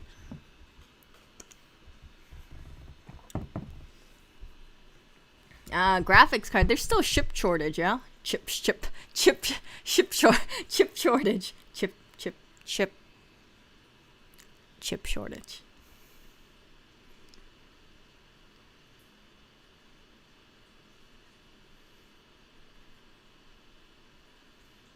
Yeah, hard to get product.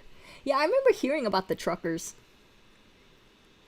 Yeah, buy more Apple stock. Yeah, you know what? I was talking to someone, and actually, I was I remember what was it? I think it was like 2 weeks ago. Someone was asking about stocks, and they're like, "Oh, I don't know what stocks I want to buy," and it wasn't towards me, but I remember looking at them, and I said, I would only recommend one stock, and that would be Apple. And it was just like, oh. I said that in front of Lewis, and Lewis was like, oh my goodness, he was like, you know how he is about Apple stock, right? And but my belief is Apple will only go stronger, and even if it goes down temporarily, it's gonna reach all-time highs. I'm very, very confident in Apple. Amazon, if things get worse, I really do believe Amazon is one of those like mammoths that just, it's very freaking stable. Not financial advice, of course, right? Just my own personal opinion, because it's just so well diversified. Really, you can't. Really, it's just like one of those things. If the economy goes worse, people are gonna use more of their electronics. They're gonna be doing more online shopping. And if the economy gets better, people are gonna say, hey, you know what? I can afford the Apple computer. Yeah, you know what? I got used to buying off Amazon. I'm going to continue buying off Amazon.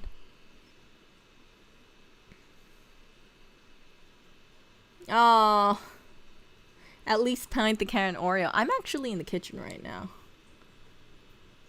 More pictures of Oreo, Clinton, and Blackberry slideshow. Yeah, I can't change the computer facing right now. Actually, Oreo's sleeping. He is sleeping right now, but I do have Clinton. Clinton! Hold on. Clinton, do you want to say something? Can you get closer to the microphone? Mr. Clinton? Mr. Clinton? Mr. Clinton? I think he's quiet right now. I know. Just run your last gun. No. No. Oh, the GoPro harness. Yeah, no. Actually, you know what? I hate to say it, but I haven't actually put on Oreo because we haven't actually. Oreo's kind of just like sleeping all the time. But no, we do have it. We do have it, John. Yeah, I'm not, like I said, I'm not worried about the stock market at all. I think if it crashes, and I spoke to Lewis about this very recently because we were talking about the economy, and I said, if the stock market crashes again, 100%, I throw more money into the stock market because I would chase it as it goes down. And then when it goes back up again, which I truly believe it'll go up, then I can, average, right? I can average either down or average whatever. But I really do believe that the government will not allow the stock market to fall. They will do everything they can to make sure that it's artificially inflated. And then people, right, once it goes back up again, people will be like, oh, yeah, the stock market is stable. Let me put more money in there. But, yeah, do I think people could withdraw their cash? Possibly. But maybe there'll be people who say, you know what, I don't need the money in the stock market, so I'll just keep it in there. And if the stock market goes down, I'll just throw more money in. So we will see. We will see what happens to the stock market. Some people believe the stock market will crash hard. I see that the stock market, at least right now, is not looking so good. A little bit, not so good. Let's see. Amazon right now is... Let's see, Amazon went down 1% today. Just down. I mean, JD went up down 1.85%. Ugh, my heart. Apple went down 0.55%. Microsoft went down. What else? Google went down. Sony, all that stuff, What else? How is Tesla doing? Tesla's at 753. Dang. So, all that stuff. Stock market, not worried about. How about you, Clinton? Are you worried about the stock market? I don't think he is. So, yeah, we will see in the future. So, I'm going to get going, you guys. It was really good talking to you guys. And I really appreciate having this discussion about certain topics. I did not know, for instance, New Zealand has so much freaking security checkpoints. I really got to check out what's going on with Australia. But coming up in the next few months, as I mentioned before, please just be mindful. And maybe I'm completely wrong. Maybe this will all disappear going up in the air. But my true thought is I don't think COVID is going to go away anytime soon. I think that we will never reach normalcy like we did before unless the cases just naturally go down. I think some states like Florida, they could say, well, we don't see anything. We refuse to, we don't want to wear face masks. We don't want to do this. We don't want that. We just want to go back with our normal lives. But other states in the United States, it's a whole different ball game. Next week, Lewis and I will be in Massachusetts, and I'm kind of curious to see what happens there. I'm kind of curious to see how people are, because I think the last time I was in Massachusetts, maybe it's just me, but I don't remember wearing a face mask. I don't think we went during COVID time, but I could be completely wrong. Let's see over here. The government may try to do everything they can to keep the stock market from falling, but that's not how they work. The more they prop it up, the harder it's going to crash. It'll crash eventually. I think it might crash, but it's not going to be that dramatic fall. Because I think other people would say, hey, it's falling. Let's pour more money in. We're going to ride it up. And, yeah, I just kind of think about that stuff. Yeah, some states are only going to want to have zero COVID, but COVID is never going to disappear. It's mutating way too fast. I mean, we got the freaking Mu virus now. I expect in maybe a couple months we're going to hear about another mutation, and then it's really bad when you turn on the news and you're hearing about COVID. It's just like, okay, well, I miss the days when I could just go into a store like Costco, eat the samples. I miss the days where I didn't have to wear a face mask. I miss the days where I didn't have to deal with social distancing. I miss the days that it's like you don't have to think about people hyper-focusing if you got a vaccine or not. Because if you didn't get a flu shot, for instance, nobody cares, right? Did you get a flu shot, Erica? No. Oh, okay, whatever. right? It's just wondering. I got the flu shot. No big deal. But now it's such an ugly thing. So as as always, you guys stay safe. You guys take care, and I just hope that you guys just protect yourself, brace yourself, and make sure you think about prepping. Make sure you think about stockpiling for food. Make sure you think about saving money. I'm not going to say investing, because some people, and if you do invest, ease into it. Don't be all like, I'm going to put all my money in today. Like, don't do that. And yeah, we will see what happens for sure. Oh, thank you, Competent Man. Once hyperinflation, no one cares. I don't think hyperinflation is going to happen. I truly do not think hyperinflation will happen. Oh yeah, New Jersey. Yeah, New Jersey people don't wear face masks. I forgot that. In Florida, people don't wear face masks either.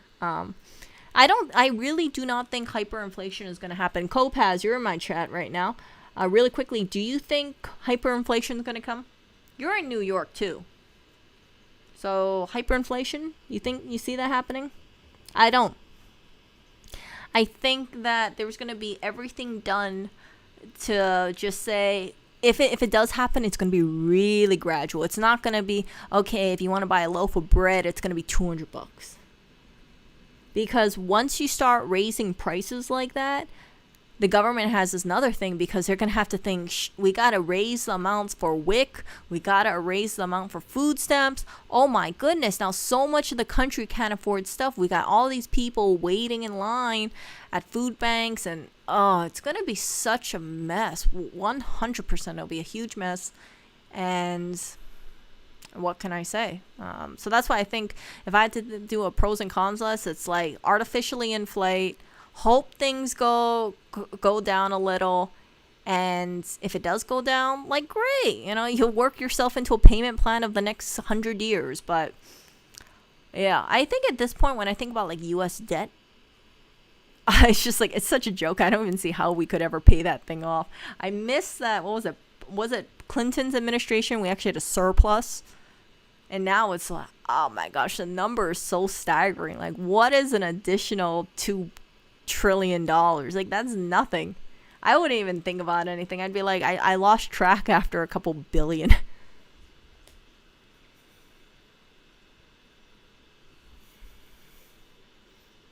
Yeah, no, it's not gonna be 100 million for a burger.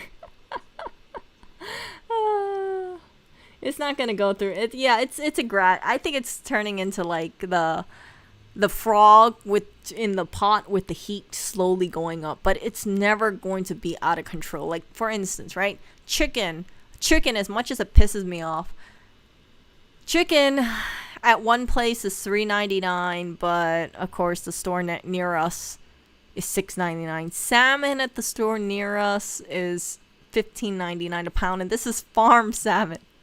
I was just cringing because I thought, I can't believe my freaking meat and seafood was cheaper in a freaking tropical island. A tropical island has cheaper salmon. And there's no locally raised salmon in Hawaii, but oh man, sign of the times. Sign of the times. I know. It just went up. It just went up. Oh man. I can't even wrap my head around it. I do know about the Great Depression. I've heard about the suffering and things like that, but it's just like, I can't imagine things. I know this sounds so ignorant, and I'm definitely showing my age, but I can't imagine the US government allowing it to get that bad during this time. Maybe I'm right, maybe I'm wrong, but I think what's really important is to get to get COVID to just kind of disappear in thin air. And I think there's this hope that if you have everybody vaccinated, or like 75% vaccination or 90% vaccination, maybe you can stop the mutations. Maybe we can resume on with our normal life. But the fact is that it won't happen. Do you know why? Because even if you get a lot of the U.S. citizens vaccinated, you still have to deal with international travelers, right? How did COVID get from, let's say, China or Italy over to the United States? It was travel. So unless you want to block off the whole country from travel and prevent people from coming in and out of the country, I'm not seeing COVID disappear anytime soon. I imagine there's going to be some mutation in a remote area like Peru, coming slowly over to the United States. And it's just like, oh, well, our vaccinations didn't protect us from this one. Oh, it's the new Peru virus. So, oh, this is our 7th booster shot, y'all. All this stuff. It's just like, I can't even... this is like way worse, of course, than the common cold, in my opinion, in terms of like fast mutations. But yeah, it's just like, I'm looking at this, I'm like, what? I just heard about Delta, now we got Mu? Like, geez Louise. Okay, let's see. The US will cause and continue hyperinflation. Okay. We will see, Competent Man. And by the way, thank you for the donation, but we will see how bad it gets. Competent Man, I gotta ask you this. How bad do you think it's gonna get?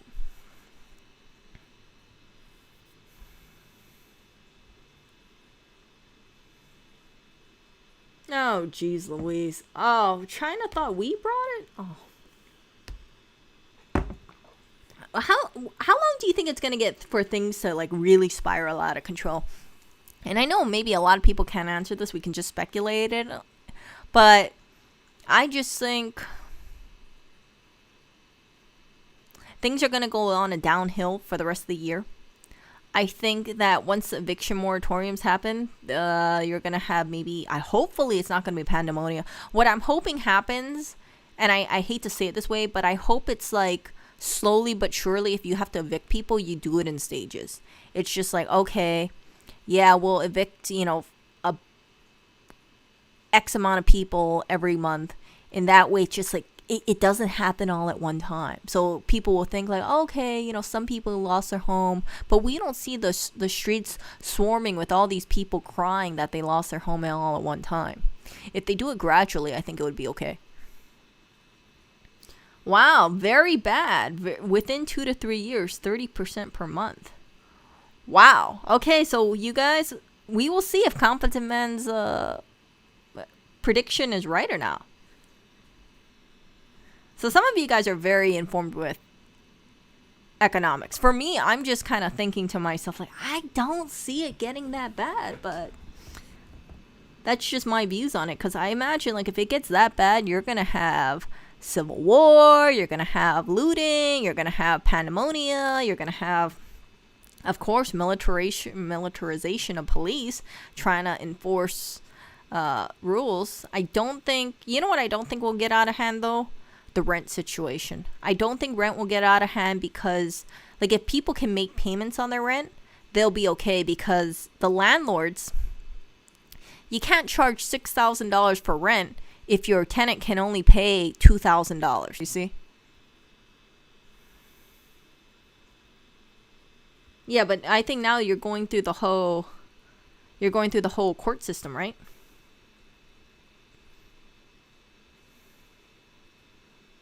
Yeah, see, that's what I'm thinking. It's going to take months, so that's why I say it's going to be in stages. Yeah, I was actually speaking to Lewis about this, and I asked him, what do you think is going to happen about the eviction moratoriums? And he before he even answered me, he pointed to a window, and it said cancel rent. Someone taped a cardboard sign to their window, and in black Sharpie it said cancel rent in big black letters. But you can't cancel rent.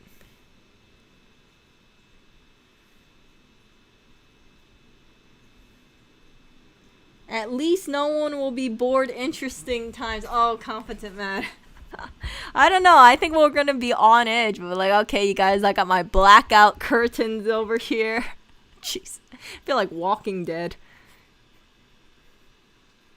Oh, Clinton, what are you doing?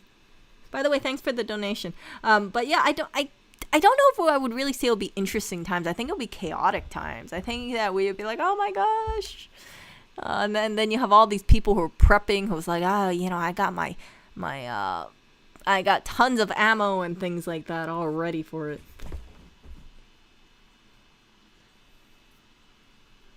So let's see over here. The evictions need to happen even now. Yeah, they would have to rip the Band-Aid off sooner than later.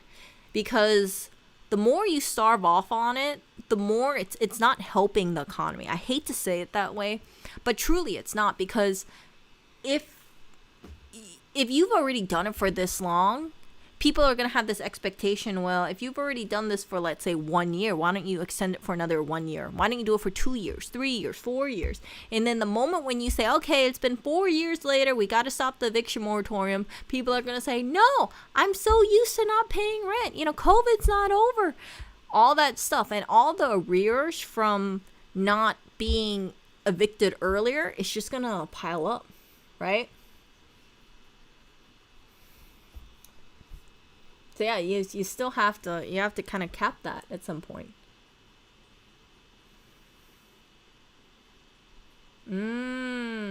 Wow. They made a law, let me see this, saying that people can't get evicted without going through multiple layers of arbitration. The line, wow. Had no idea about that. That's a lot of work. Yikes. Yeah. Oh, jeez. Yeah, we will, I don't know, it's just, well, in the future, I will definitely do a stream about that, and I'm just, like I said, just sitting, waiting to see what happens, and, if anything goes down, it's gonna be hitting New York, just being frank here. New York, LA, major cities, San Francisco, Seattle. Yeah, all those high rent areas. Yep, exactly, Reynolds. The longer the moratorium goes on, the worse it's going to get. You're really not helping anyone. Renters will be more in debt. Landlords more at risk. Yep. Neo-reactionary thoughts. Where do I come across with neo-reactionary thoughts, Emily?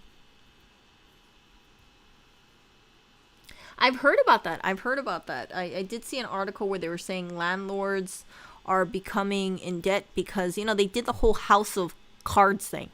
So they bought a property and then they thought, hey, we're going to be, what's that called? Where they get a mortgage and then they think that their renter is going to pay off their debt. That stuff. House hacking, I think it's called. So those individuals, right, if they put, let's say the house was $500,000, they put down $100,000, they say, okay, well, I expected to get $2,000 from a month from my renter. Renter says, nah, we're not paying.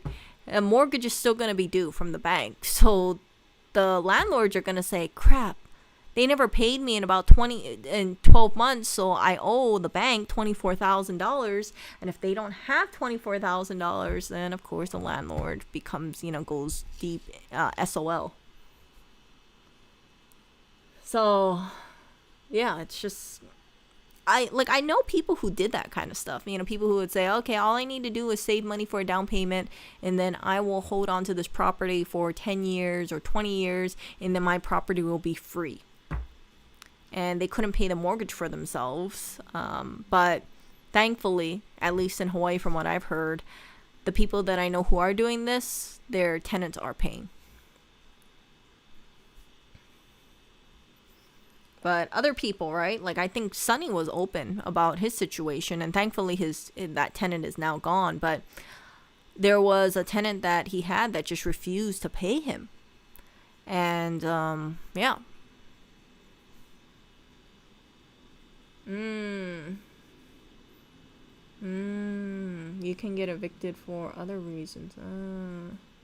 Yeah, it's not like the landlord gets gets foreclosed on, and they say, oh, don't worry, renter, you can stay here even though the bank collected on it. Bank's gonna be like, get out of here. But the downside too, from what I've been hearing, is let's say if someone gets evicted from their property, once it goes through court proceedings, it can be very difficult for them to get another place to rent. So for instance, right, let's say I was renting a property and I decided not to pay my landlord for 1 year. My landlord says, okay, I'm going to sue you, Erica. So they bring me to court, and then I have I have some court record that says they tried to evict me, or they did evict me. When someone screens me for a property, right? Let's say I say, oh, okay, I got kicked out of that property. If I try to find another property, that landlord, the new landlord, is going to say, okay, Erica, we're going to do a background check or a court record check. And if I got kicked out, they're not going to want to rent to me, right? Because they're going to say, why would I want to rent to you if you got evicted in the past? How does that make sense? So you are coming out from a property that you got evicted from, and you want me to rent to you?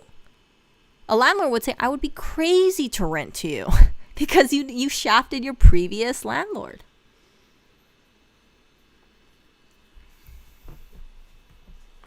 So I've been hearing about stories where people they got behind on payment because they lost their job, and they have an eviction proceeding, or it went through or something like that, and they can't get another property. They can't live in another property because the landlord's all screened for that now.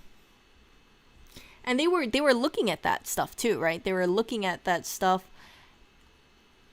prior to all this whole mess with COVID. But now it's more. Yeah, here we go. So Reynolds says people that are behind on rent are better off leaving before they get evicted. It goes on your background check. It could keep you from renting another place or buying one. Yeah. So there are some people who are living in their cars feeling like because they're in a rock and a hard place because they can't get another place to rent if they got evicted, and it shows up on a background check of sorts. And I feel for them, I really feel bad for them, but it's like I understand why the landlords won't want to rent. Because if I was a landlord and someone said, oh yeah, I got evicted from my property, the place I was living at previously, because I did not pay rent for a while, I would not want to rent to them, because if I was using that property, it's not just as like rental income and I really needed that income, like doing a house of cards thing, I would want to have a responsible tenant, not a tenant where if they don't pay, I can get foreclosed on.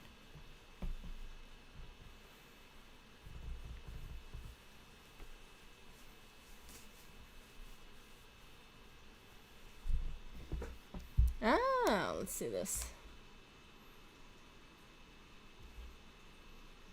One moment.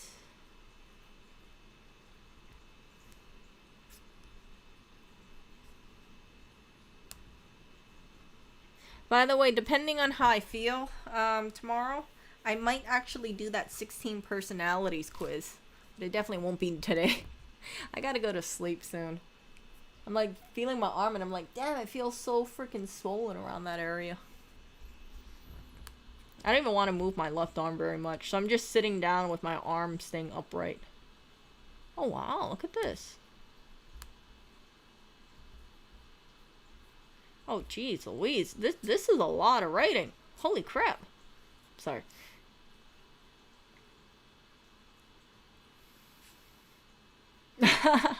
Oh, anti-Chomsky. Oh. Okay, I'm kind of curious about that now.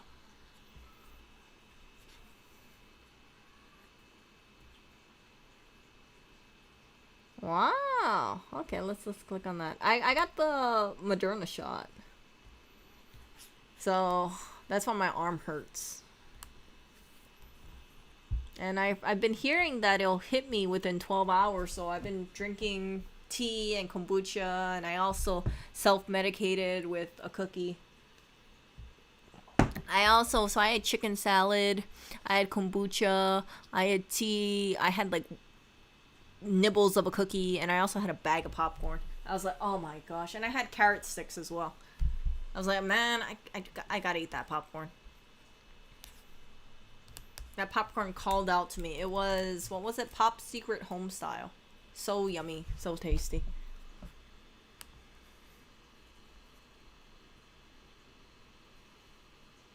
Yeah, second Moderna shot. Yeah, I'll keep you guys updated. Right now, it's just sore.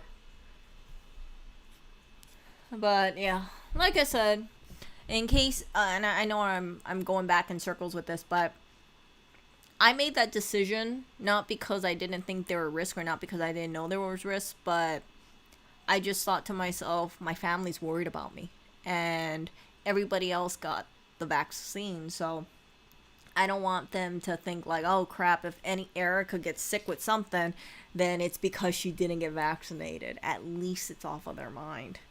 And that means, a lot to me because I really love my family. So I don't want them to worry about me.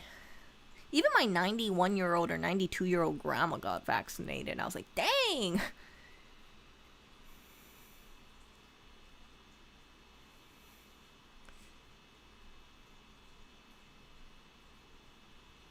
No standard, yeah. Yeah, family is really important. Family is important. Friends are important. Of course, relationships are important. Memories are very important. And I think as long as we kind of keep all that stuff in mind, protect what we really care about, then I feel like that's all that really matters in life. Because, like, money is important because of financial security. If you don't have money, you can't buy food. But I think that at the end of it, at the end of everyone's life, no one's going to really think about like, oh man, dang, I wish I had my money near me. You'd want to be around your loved ones. So that's why I care so much about family. Oh, I don't know. I take, they call it amnesia. Eat more fish. Fish is supposed to protect your brain from dementia. And it's also supposed to reverse certain proteins that cause like degenerative things. I think they say if you eat fish, there's something inside of it that reverses. What's it called? Let me find it. I know we're getting off on a tangent. Fish reverses Parkinson. I think that was it.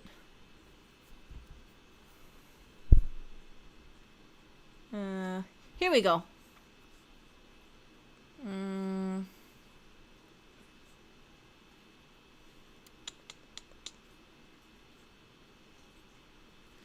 Was it this one? There's a part may prevent. Was it prevent? Oh my gosh. I think I'm looking at it wrong. See this? So it also protects you. Oh, here we go. Parvalbumin. I'm pronouncing that wrong. See this?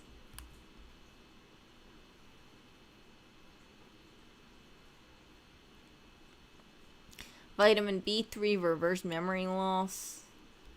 All this stuff. This is why you will not see me be all like, oh, okay, I want to cut out one of my food groups completely, because I kind of think to myself like, man, if I didn't eat any fish, I wonder if my memory would go downhill. So think about that. If you guys haven't been eating too much fish, think about eating fish, thinking about taking fish oils. My grandpa had a really sharp brain, even in his 90s. And it's because he took fish oil every day, according to family.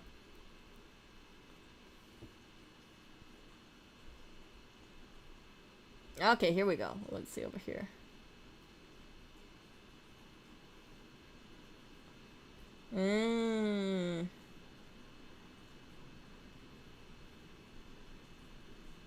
Wow.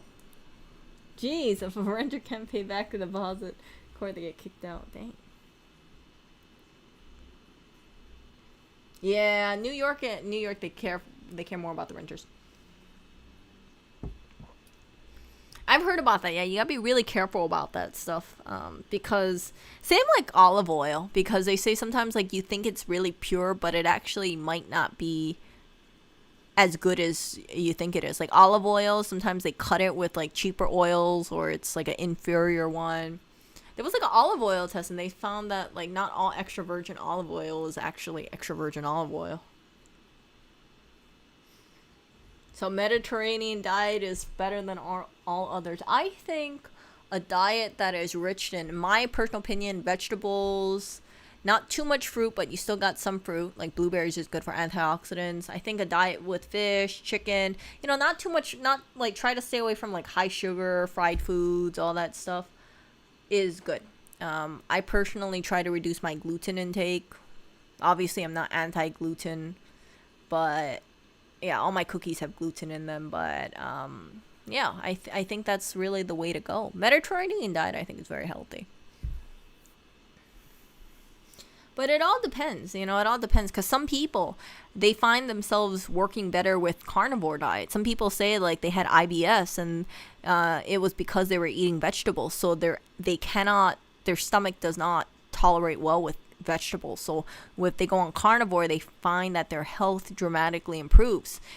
And it's because, each body is different. So I don't like blanket stating things and saying, well, okay, Mediterranean is the best thing or omnivore is the best thing, because you never know. Maybe there's going to be some person out there who says, hey, I only eat fruit and I feel like I'm super healthy, or they look kind of healthy. It's like, okay, well, maybe their body works well with fruit. I don't think all that fructose and glucose is very healthy, but hey, to each their own.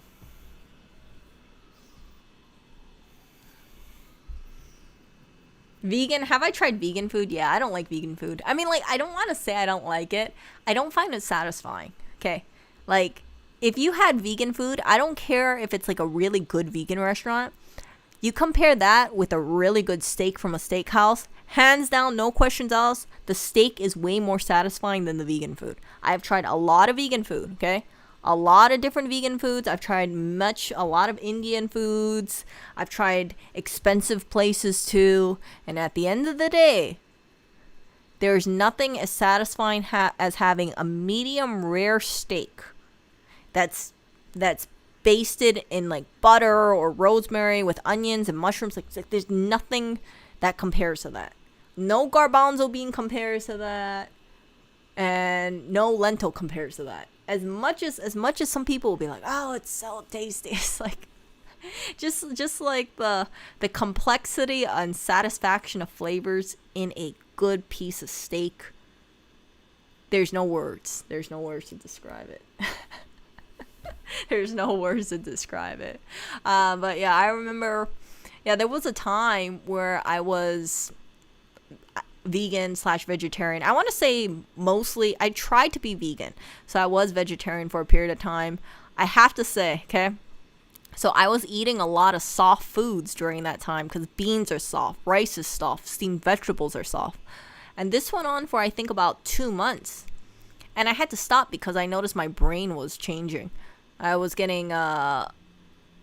feeling really, really depressed. And I remember when I started eating meat again, my jaw actually hurt because I was not used to chewing meat anymore. So I actually worked out some muscles just eating meat, because it's like I don't want to say my jaw atrophied, but I want to say it's like when you're so used to eating soft foods, your jaw shows it. You look more soft. You don't have like that kind of chiseled or more chiseled face. It's just like you don't use those muscles, so it just doesn't, you just start losing muscle tonnage in your jaw muscles.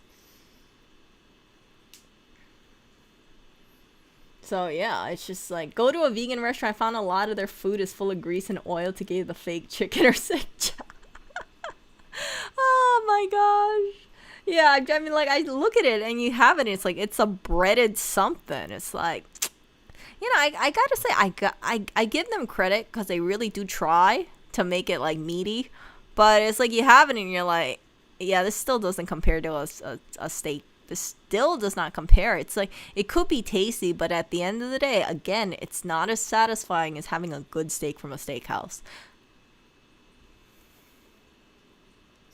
Soft foods. So when I was eating mostly vegetarian, I was eating a lot of lentils, rice, beans. You know, beans, you have to eat them boiled or steamed, right? So it's pretty soft. Steamed vegetables, papaya, that kind of stuff, bananas. Almost sounds like I had jaw surgery, right? So when I got off that diet and I started incorporating meat in my diet, I mean, I was eating lamb and beef steak every day. I remember my jaw actually hurt. I was like, holy crap, my jaw hurts having to chew through this steak. And it was already cut steak. But it was just because I never used my jaw muscles that's why they were aching. It went away. It went away for sure. But during that time, I was kind of surprised. I was thinking like, wow, I never thought my jaw would feel so out of shape just eating steamed foods.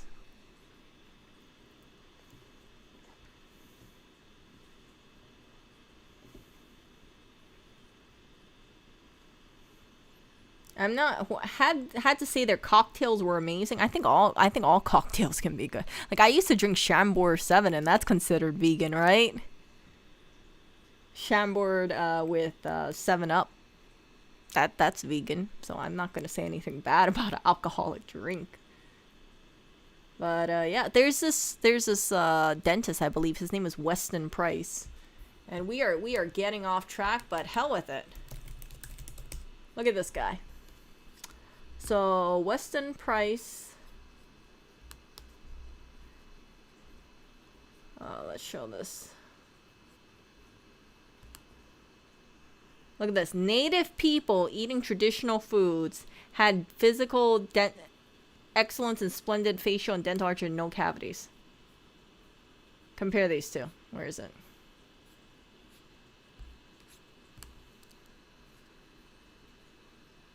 So the left is a person on a modern diet, right is traditional diet. So they say crooked teeth are formed because you're not eating, healthy foods. You're not eating a lot of, here we go, here. You're not eating meat and things like that. Here we go. Look at this. So, traditional diet. Wide dental arches, straight teeth, no cavities, excellent health. So look how thick that jaw is. Versus if you have the modern diet, your face is a lot more narrow, you have dental problems, modern diseases. So he believed in things like eating, natural foods, meats, none of this sugar crap kind of thing. It's just amazing to see how beautiful their teeth is. Like, Lord, I would love, not even when I had braces, my teeth were that beautiful. See this stuff? Primitive South Islanders. Modern South Sea Islanders. See? See the difference in the teeth? Traditional diet, modern diet.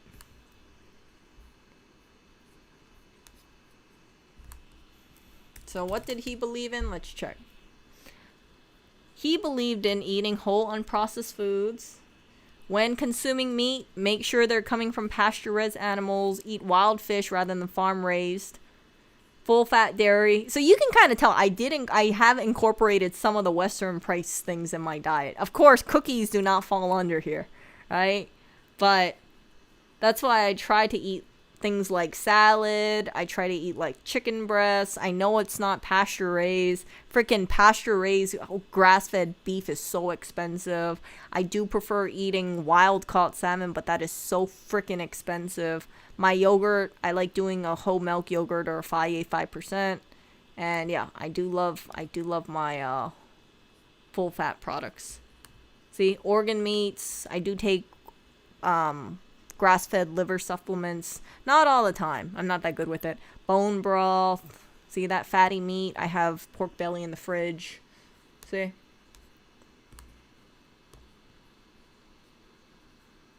I don't think this falls under Mediterranean. But it was very interesting, seeing these kind of pictures and thinking like, yeah.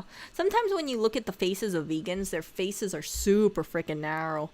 Or you can see people who went from a meat eater into a vegan, and you can see their face just changing over a while. There's this YouTube page called Vegan Deterioration, and those people, they look like they need to supplement or do something, because some of them just look terrible.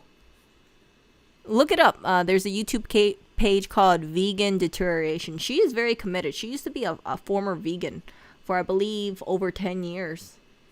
And then she realized, like, yeah, she was deteriorating, and that kind of pushed her to make a YouTube channel.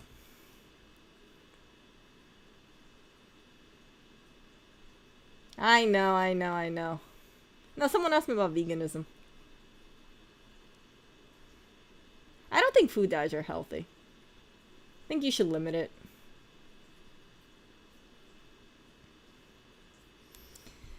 But yeah, so this kind of stuff, I think it's interesting, and that's one of the reasons why my diet is pretty basic.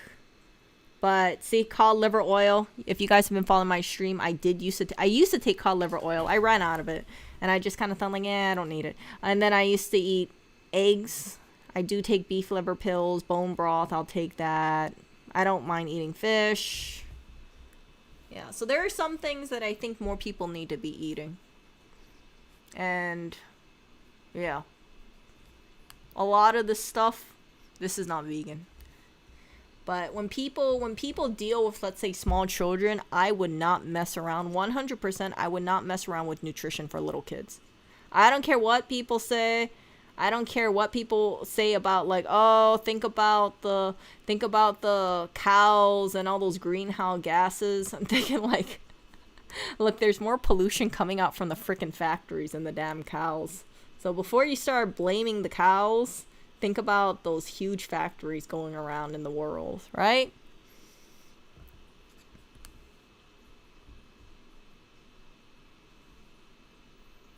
Yeah, food dyes is to make it look more appealing. For instance, right? You'll have, like, let's say if you have a strawberry cupcake, you want to make the frosting look like strawberry. What do? You put in red food coloring. You put a little bit in there.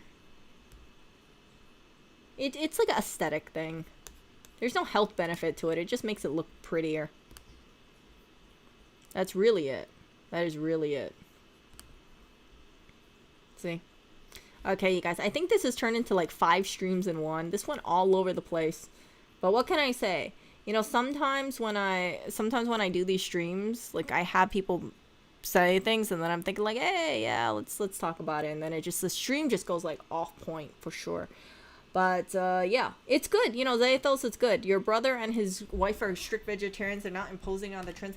Personally, for me, I would never impose any kind of dietary restriction on my child that would cut out a whole food group. I would, if I had a child, I would 100% raise that child on steak, chicken, fish. I would put that kid on, I would reduce the amount of sugar that kid has. I would not have, like, a bunch of soda in the house, for sure. They can have a soda maybe once a week or something like that. But you know, they can have a cookie once in a blue moon. Maybe as much as I have cookies. But, you know, it would be basically an 80-20 diet, where 80% of the food would be nutritious food and maybe 20% of it could be junk food. But I would not want to be all like, okay, kid, I know I had a traditional diet. I know I had a diet full of cheese or meat or milk or whatnot. And you are going to eat vegan cheese. Like, I'm not going to do that to my child. Like, I'm not going to tell my child, oh yeah, you know, you can never eat mozzarella cheese. You can't have regular pizza because that has dairy in it. Unless the kid has some kind of food allergy. I would never want to say, like, you can't eat it. Why can't I eat it, Mom? Because I said so. Or because an animal died for it. And they're like, well, I want to eat it. You know, my friends are eating pizza. Can I eat pizza? No, you can't. You can eat a vegan cheese pizza. It's like, if I impose that kind of dietary restriction on my child, I feel like my child would be, like, wondering. They'll say, so how does a regular cheese pizza taste like? Is it as good as vegan pizza? And I've tried vegan pizza, by the way. We have a vegan pizza in the fridge.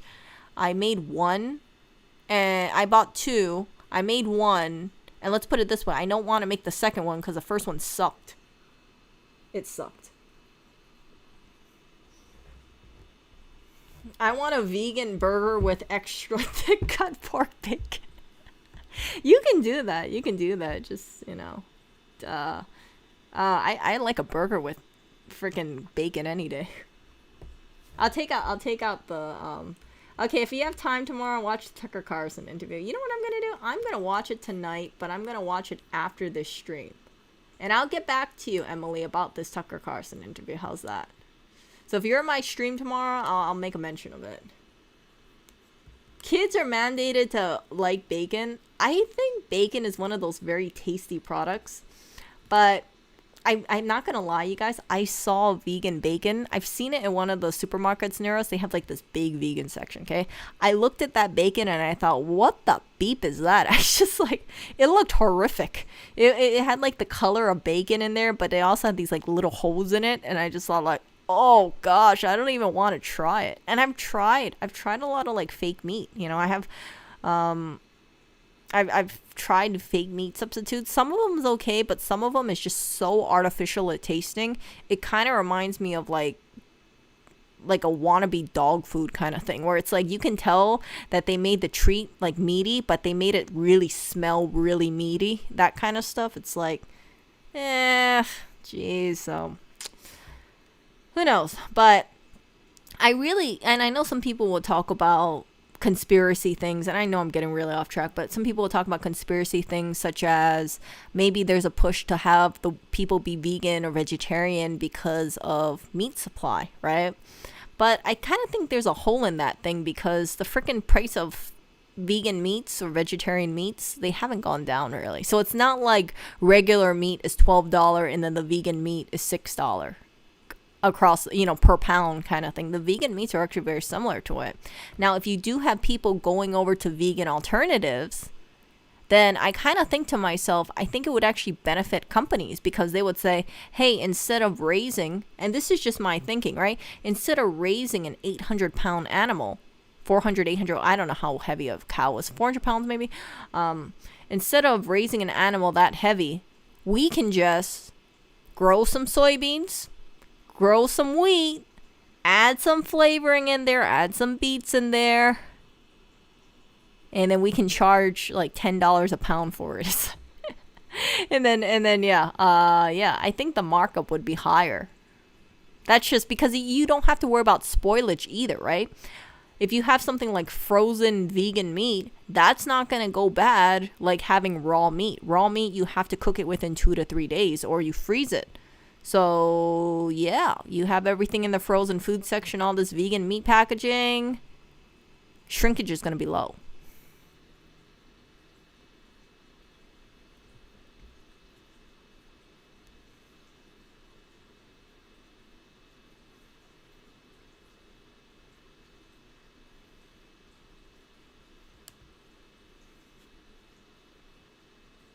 So, I think that's how the vegan meats could have sold off, and maybe it will happen. Maybe the price of meat will be so expensive, then you'll have more of a push that says, if you want meat but you can't afford it, go and get the vegan alternative. Go and get Beyond Meat. But again, Beyond Meat is so freaking pricey.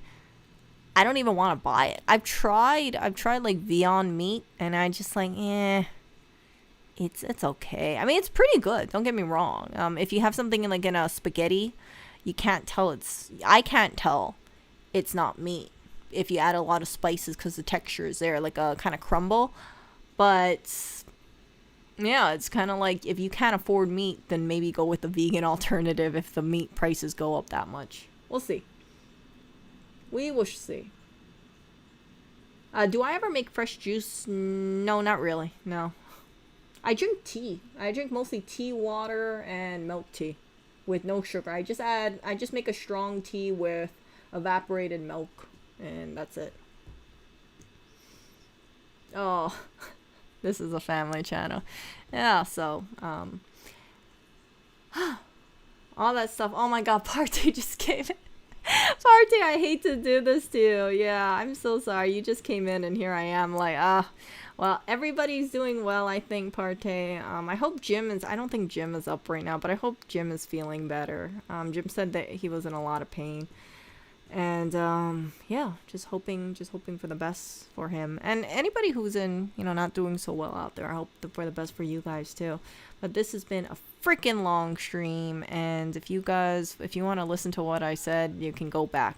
I know this is like a ping pong ball. This is like a pinball machine where I had one topic, then I jumped to another topic, then I jumped to another topic, and then I interacted with all you guys, and then we just got like da da da da da.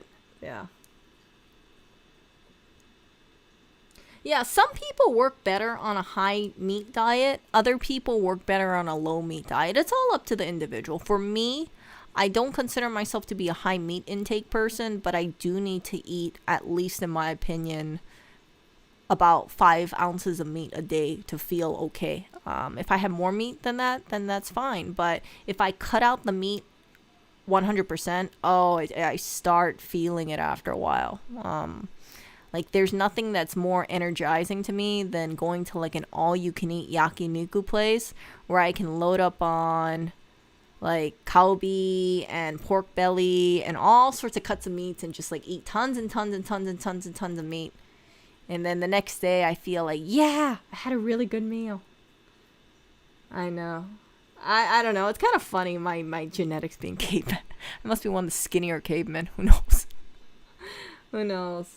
Yeah, I can't wait to see the recipes come with soil. You don't even have to come up with Soylent Green. People will, you have like alternatives already. There's Gardein, for instance. Gardein is very, let me show you guys this one. Look.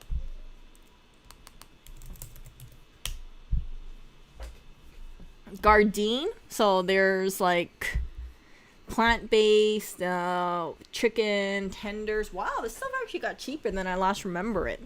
Jeez. So you got gochujang wings. Wow, I never came across that one. These crispy tenders are pretty good. I used to make these before, and there was a time where we ran out of chicken. So I just went into the freezer and I grabbed this stuff. I'm not kidding you guys. Lewis got really bloated eating these chicken strips. He was asking me, he was like, how come I'm feeling so bloated the last couple of days? And I said, you're eating salad. And I said, oh, wait, I'm giving you that Gardein chicken thing. And he was like, what? And I said, yeah, you used to eat that before. Remember when you were a vegetarian? So one of the reasons why he got off vegetarianism is that he was constantly feeling bloated. And I was giving him digestive tablets too. He's been through a whole bunch of digestive tablets.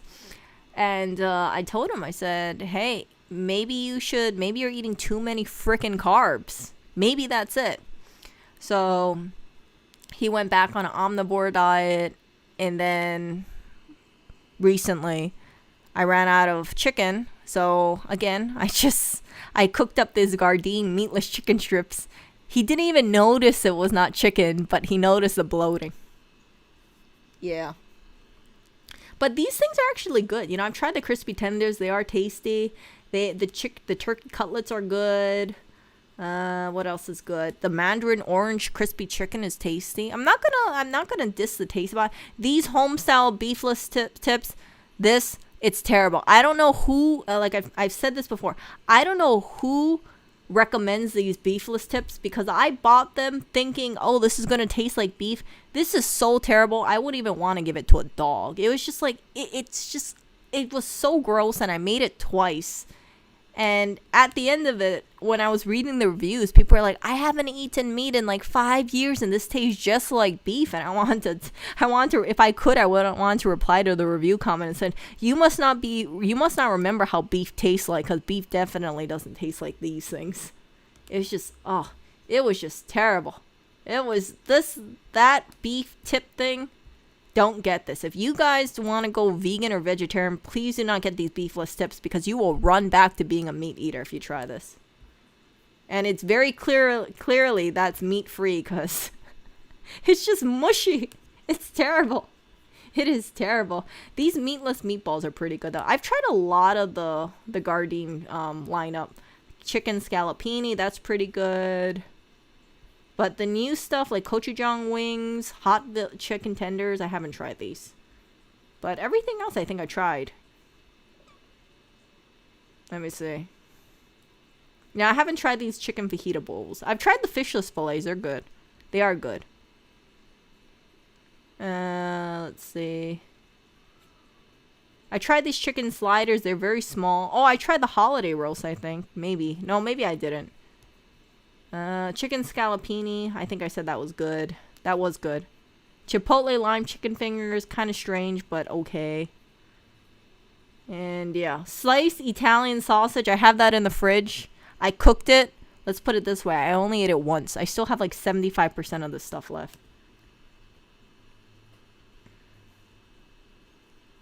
Yeah, the chicken. No, don't try Partey. Don't try the beef loin tips. Do not try those beef tips. They freaking taste terrible. You are going to, those meatless meatballs taste much better than the beef loin tips. Maybe it changed, but those things were terrible. Terrible. Terrible.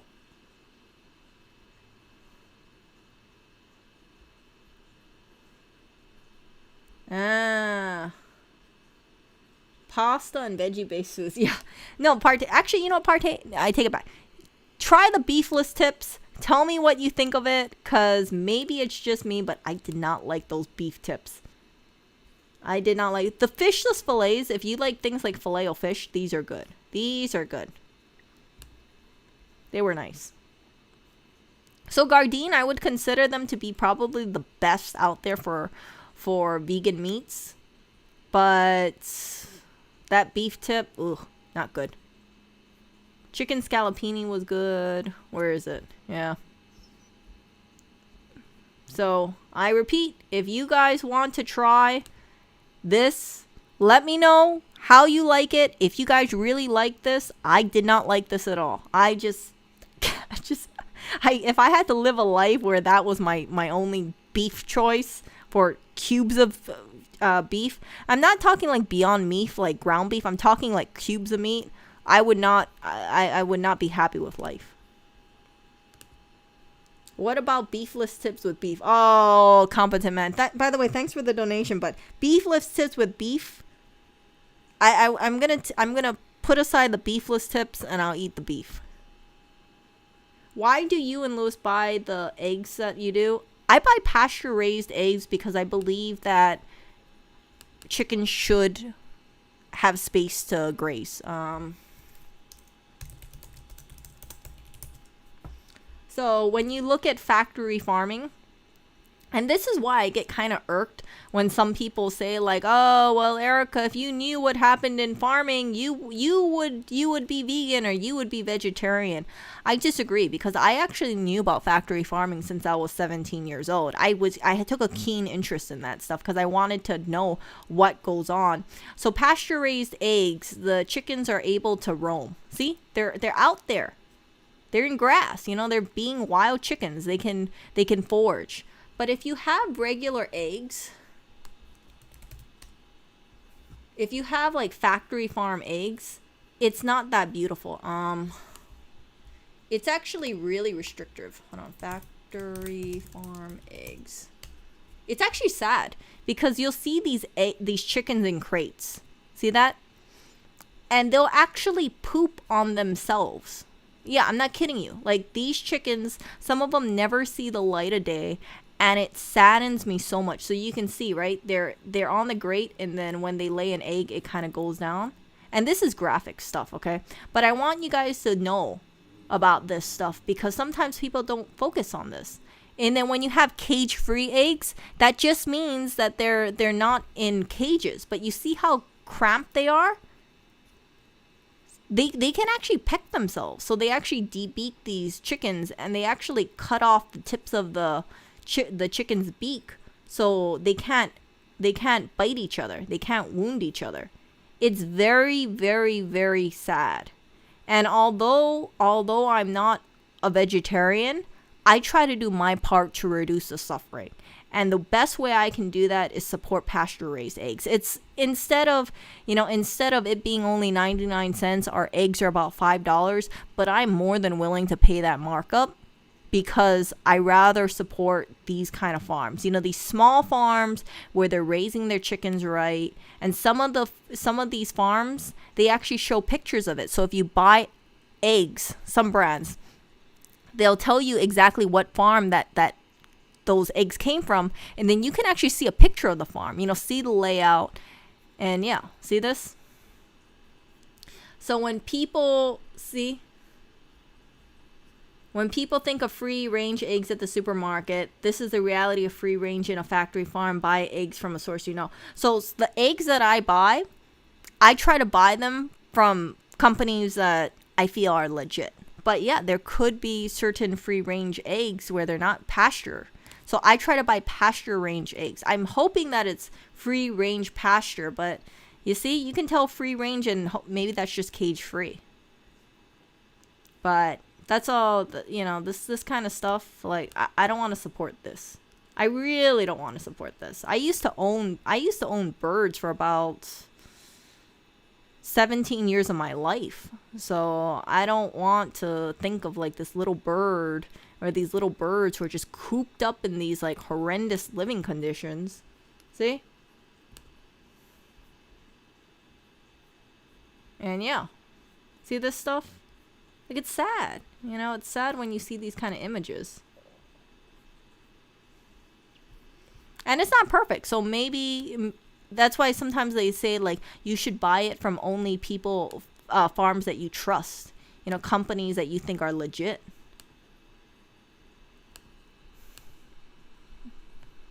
But yeah, there comes a level of trust there.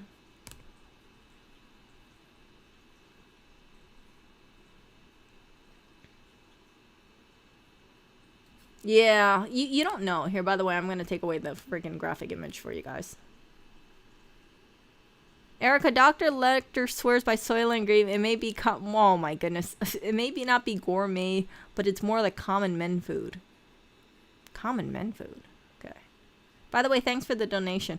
Let's see. I think some organic companies. Yeah, I've heard about that, Philly. I have heard about that, Fillings.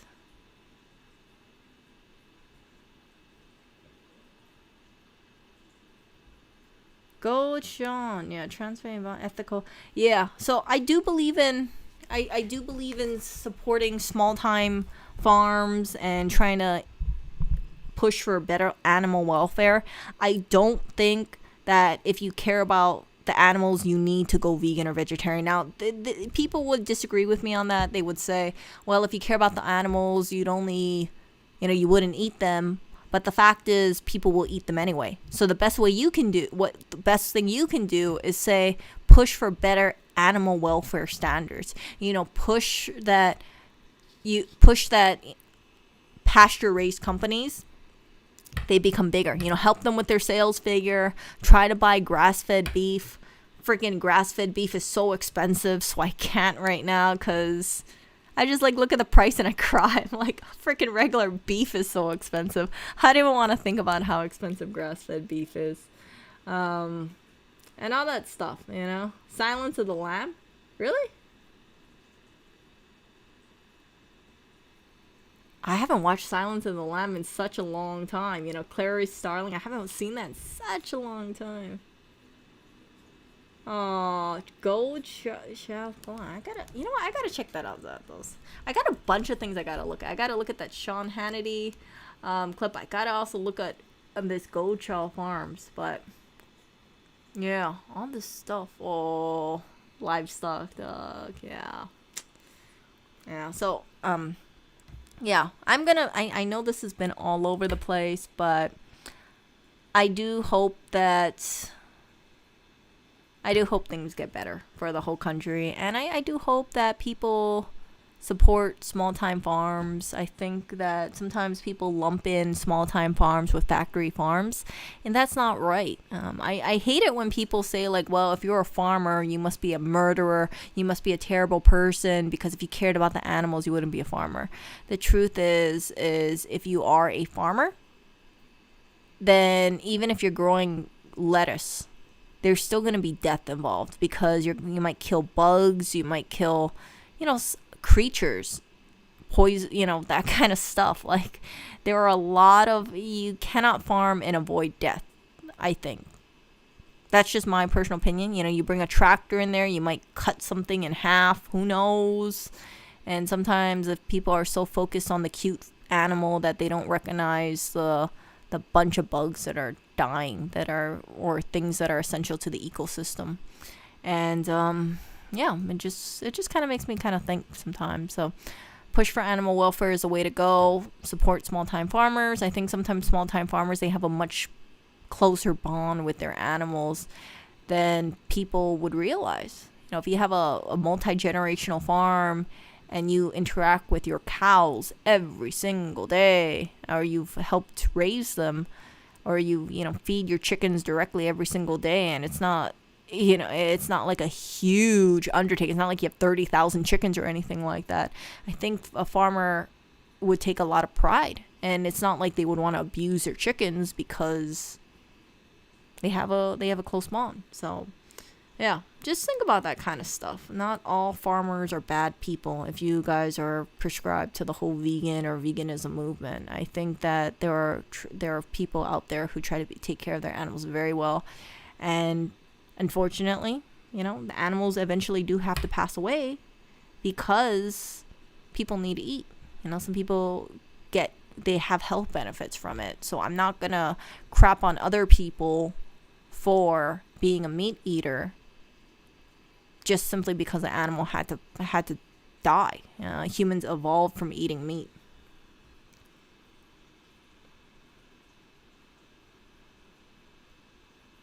No, if you're gonna go ahead and say a life is a life, then you should recognize that an insect has a life too. That's the way I see it, right? Just because you don't see a bug as having value, you can't deny that it is a living being. Very much could be a sentient being too. Just because it's that small doesn't mean it doesn't have feelings or things like that. But sometimes people, they just kind of think to themselves, oh, when I think of a pig, I think of Babe the pig. Or when I think of a cow, I think it's like a cute, cuddly, friendly creature. But you have to just kind of think of it in a bigger scope than that.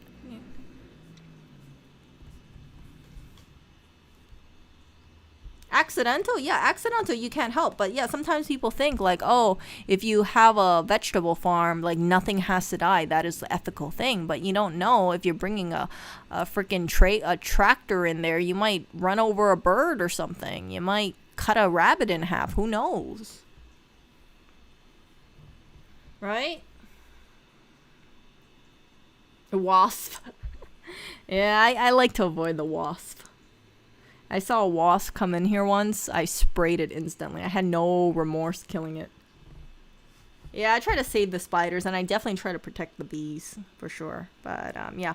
So, this has been a very long stream, you guys. This has gone, like, 5 ping-ponged out of here, like usual. But, I really appreciate you guys hanging around. Really like talking to you guys. And I'll catch you guys tomorrow. I'm going to go and check out a few things later on after I finish the stream. And, of course, you guys take care. You guys have a good night. And I shall see you. And,